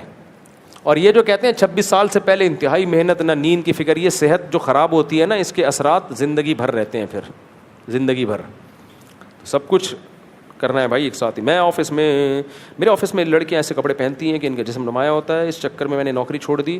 وہاں کا مینیجر ایسی لڑکیوں کو پسند کرتا ہے, لیکن اس کے ساتھ گھومنا پھرنا, لڑکیوں کا کام بھی ہم لڑکوں کو دے دیتا تھا. اور ہم لڑکوں کو زیادہ دیر بٹھا کے رکھتا تھا کیونکہ لڑکیوں کا کام بھی ہم کرتے تھے, ایسی جگہ نوکری کر سکتے ہیں. آج کل جابیں ویسے ہی کم ہیں. خدا کے بندے, تو کہیں بھی دنیا میں جائے گا لڑکیاں ہر جگہ نظر آئیں گی. تو یا تو آپ مسجدوں میں بند ہو کے بیٹھ جاؤ, یا پھر یہ کہ آپ اپنی نظر کی حفاظت کرو, دل کی حفاظت کرو, اور اپنے آپ کو اس سوسائٹی کا عادی بنا دو. جو لڑکیوں والا ماحول ہوتا ہے نا اس میں چند دن تک صبر کرنا پڑتا ہے, اس کے بعد انسان کو عادت پڑ جاتی ہے. یہ چند دن کا صبر ہے کہ آپ مت دیکھو ان کو, نہ ان میں دلچسپی لو, نہ ان سے فری ہو, آپ اپنی جاب کو فوکس کرو. اس کے بعد آپ یوز ٹو ہو جاؤ گے, پھر ٹھرک ختم ہو جائے گی. ہاں اگر شروع میں کنٹرول نہیں کیا تو ایسے ٹھرکی بنو گے کہ موت قبر میں بھی پڑوسن کو دیکھ رہے ہوگے آپ جا کے. آپ کی خواہش ہوگی میرے پڑوس میں کسی انٹی کو دفن کیا جائے. ایسا ٹھرکی بنتا ہے آدمی. یہ یورپ امریکہ جاتے ہیں نا, چڈیاں پہنی ہوئی لڑکیاں نظر آتی ہیں, شروع میں اپنے جذبات پہ قابو رکھ لیتے ہیں وہ کہ بھائی یہ ہمارے لیے ہے ہی نہیں, یہ ہمارے لیے پتھر ہیں. چند دن کی تکلیف ہوتی ہے, اس کے بعد عادی ہو جاتے ہیں. اس کے بعد پھر ان کو ان میں رغبت ختم ہو جاتی ہے. تو دیسی آدمی جاتا ہے نا امریکہ یورپ, ایسے آنکھیں پھاڑ پھاڑ کے دیکھ رہا ہوتا ہے, کبھی یوں دیکھ رہا ہے, کبھی ایئر ہوسٹس کو گھور گھور کے دیکھ رہا ہوتا ہے, ایسے یوں کر کے دیکھ رہا ہوتا ہے کہ جیسے پہلی دفعہ اس نے کوئی چیز دیکھی ہے. جو عادی ہوتے ہیں ان کے لیے ایئر ہوسٹس ہو, کالی ہو, پیلی ہو, نیلی ہو یا جمشید ہو, ان کی صحت پہ کوئی فرق بولو نہیں پڑتا. تو یہ ٹھرک ختم کرنے کا ایک طریقہ یہ ہے کہ یا تو کٹ جاؤ ماحول سے بالکل, خانقاہ میں آ کے بیٹھ جاؤ, لیکن کب تک بیٹھو گے؟ دنیا میں چلنا پھرنا نہیں ہے, سب کچھ کرنا ہے مردوں نے بھائی. اس لیے عورت پردے کا حکم اسلام نے عورت کو دیا ہے, مرد کو نہیں دیا. مرد ہر جگہ جا سکتا ہے کیونکہ مردوں کو تو دنیا میں جانا ہے, کام کرنے ہیں. اب دیکھو میں ایک بات بتاؤں, غزوہ تبوک کے موقع پہ کیا ہوا؟ جنگ تھی, بہت ٹف لڑائی تھی. منافقین نے کیا کہا؟ انہوں نے کہا ہم جب جائیں گے وہاں روم کی, انگریز عورتیں تھیں نا, ان رومیوں کی اولادیں ہیں, وہ گوری گوری چٹی چٹی عورتیں ہوں گی, تو ہم جب جائیں گے وہاں ہمیں پھسلنے کا خطرہ ہے. ان کو ہم دیکھیں گے, بے پردہ عورتوں کو, ہمیں خطرہ ہے کہ زنا میں نہ پڑ جائیں. انہوں نے یہ عذر پیش کیا. اللہ نے قرآن میں کیا فرمایا؟ الا فی الفتنۃ سقطوا, تم جہاد چھوڑ کر فتنے میں تو پڑ گئے ہو. یعنی یہ ایک بہانہ کر رہے ہیں جہاد سے بچنے کا. تو بھائی مرد, اس زمانے میں بھی یہ فتنہ ہو سکتا تھا جب صحابہ کرام تابعین جنگوں میں جاتے دوسرے ملکوں میں, وہاں بہت سی بے پردہ عورتیں بھی ہوتی تھیں, لیکن ان کو منع تھوڑی کیا کہ کیونکہ ایکچولی جب تم ملک فتح کرو گے اتنی ساری بے پردہ عورتیں ہوں گی, تمہیں پھسلنے کا خطرہ ہے, بد نظری ہو گئی, تمہارا تقویٰ ٹوٹ جائے گا, تو ایسا کرو گھر میں بیٹھو اور چلے کے لیے چلے جاؤ ابھی تبلیغ میں, وہ بھی جائیں ضرور. ان کو کہا گیا بھائی فتنے سے بچنے کی کوشش کرو, باقی جو کام اللہ نے ہمارے ذمے لگائے ہیں وہ کام کرنے پڑیں گے. تو مرد کو ہر جگہ جانا پڑے گا, اور اس کو اب عادت ڈالنی چاہیے اس ماحول کی. سمجھتے ہو کہ نہیں سمجھتے؟ عادت ڈالنی چاہیے کہ بھائی میں اس ماحول سے متاثر نہیں ہوتا. اور لڑکیاں بھی چند دنوں میں سمجھ جاتی ہیں کہ یہ ہماری طرف رغبت نہیں رکھتا, وہ بھی چھیڑنا چھوڑ دیتی ہیں. ان کو پتا ہے ملا ٹائپ کا آدمی ہے. ویسے بھی اپنا گیٹ اپ جب یہ رکھو گے نا, پگڑی داڑھی والا, شلوار ٹخنے سے اوپر والا, تو چھڑنے کے چانسز ویسے ہی کم ہو جائیں گے. آپ لڑکیوں کو آج کل ماڈرن چاہیے ہوتا ہے, ایکچولی فش کرتا ہوا بندہ چاہیے ہوتا ہے. ان کو ملا ٹائپ کے لوگ لڑکیوں کو زیادہ پسند نہیں ہوتے, وہ ویسے بھی فرینڈ شپ کی طرف زیادہ آ رہی ہوتی ہیں. تو اپنا گیٹ اپ اچھا رکھو گے, نماز کے ٹائم پہ نماز پڑھنے جاؤ گے تو ان کو پتہ ہے کہ یہ کیا کرے گا, یہ اگر دوستی کرے گا بھی تو حج پہ لے جائے گا ہمیں اپنے ساتھ, ہاں عمرہ کرا کے لے آئے گا, حج کرا کے لے آئے گا.